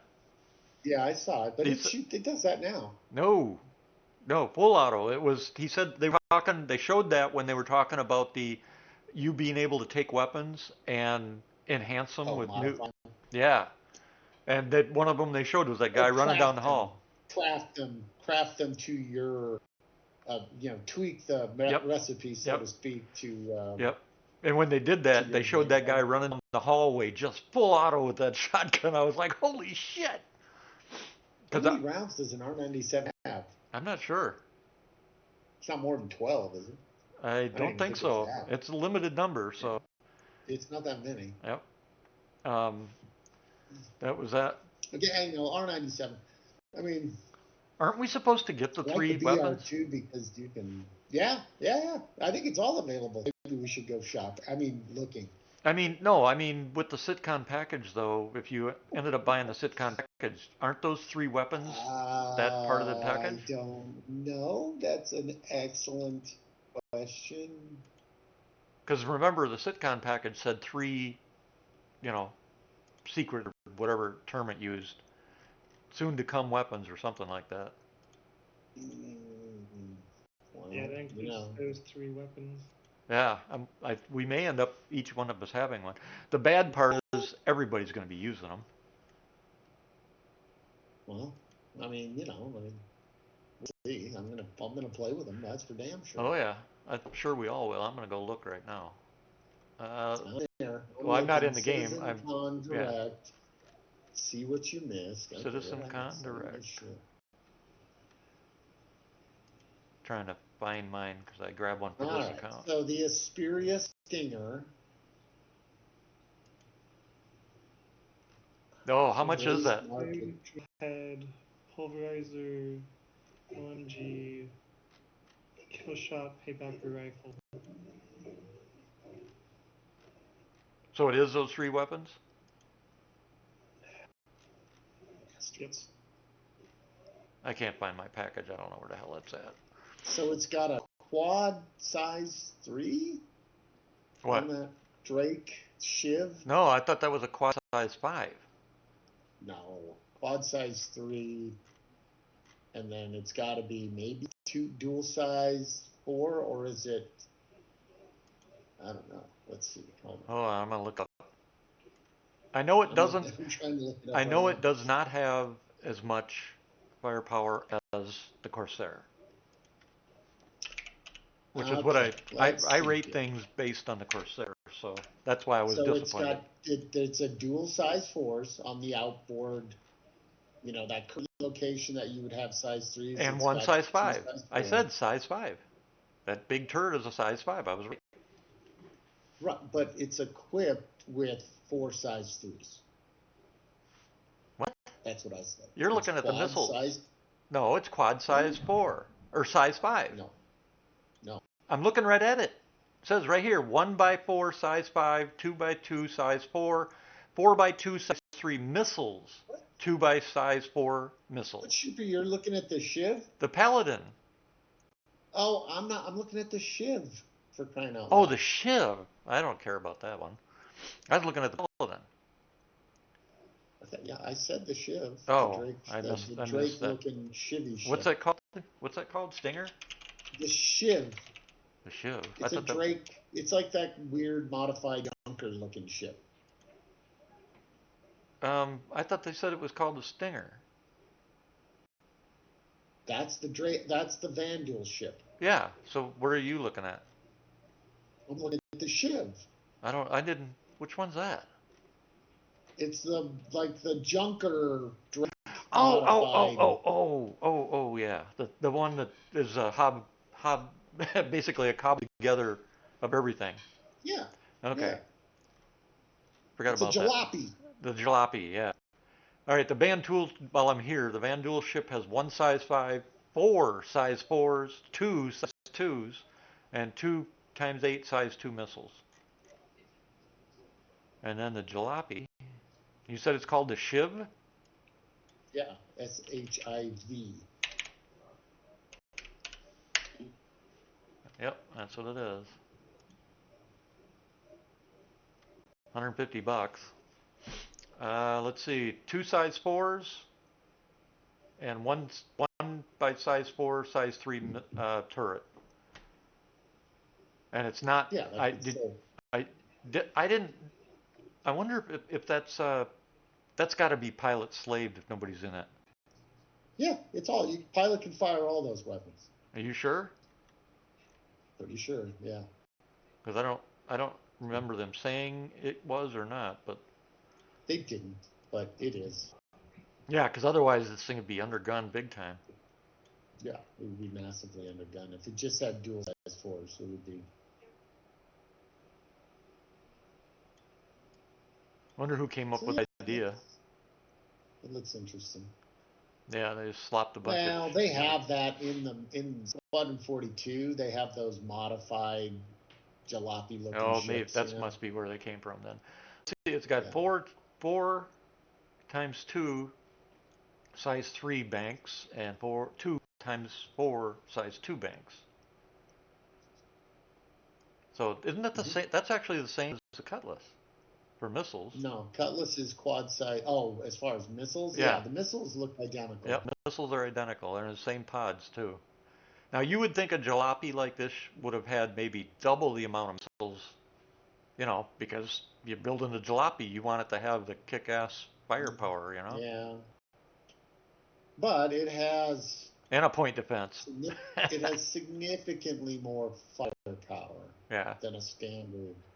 What's a cargo on a Cutlass Black? 26, 28. This has got 32 SCU.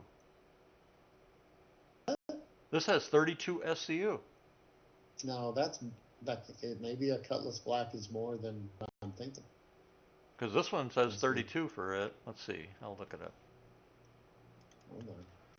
Cutlass Black.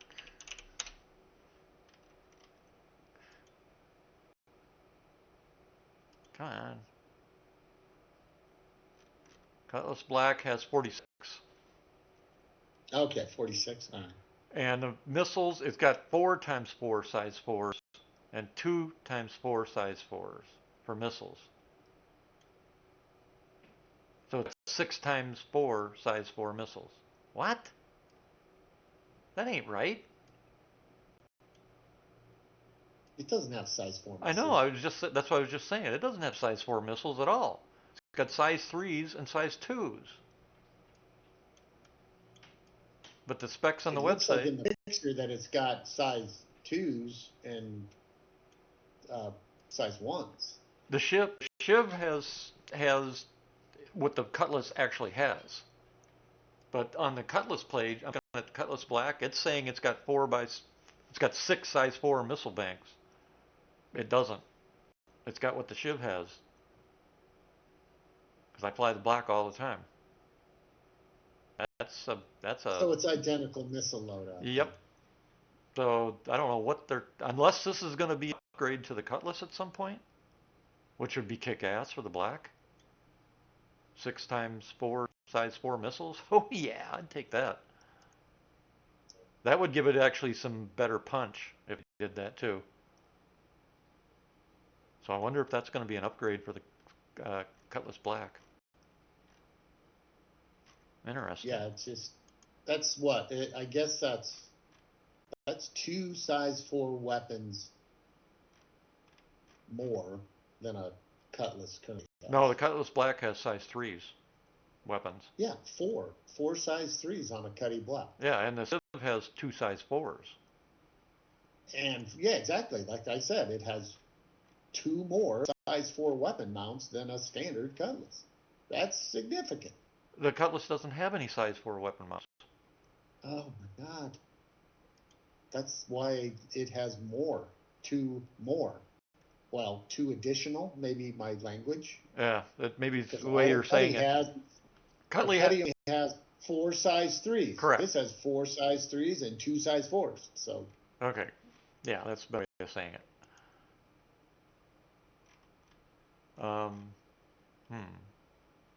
Interesting. And what was it, 150 for the Shiv? That what I saw? Yeah, War Bond 135. Oh, so 135 because the Cutlass Black is 110.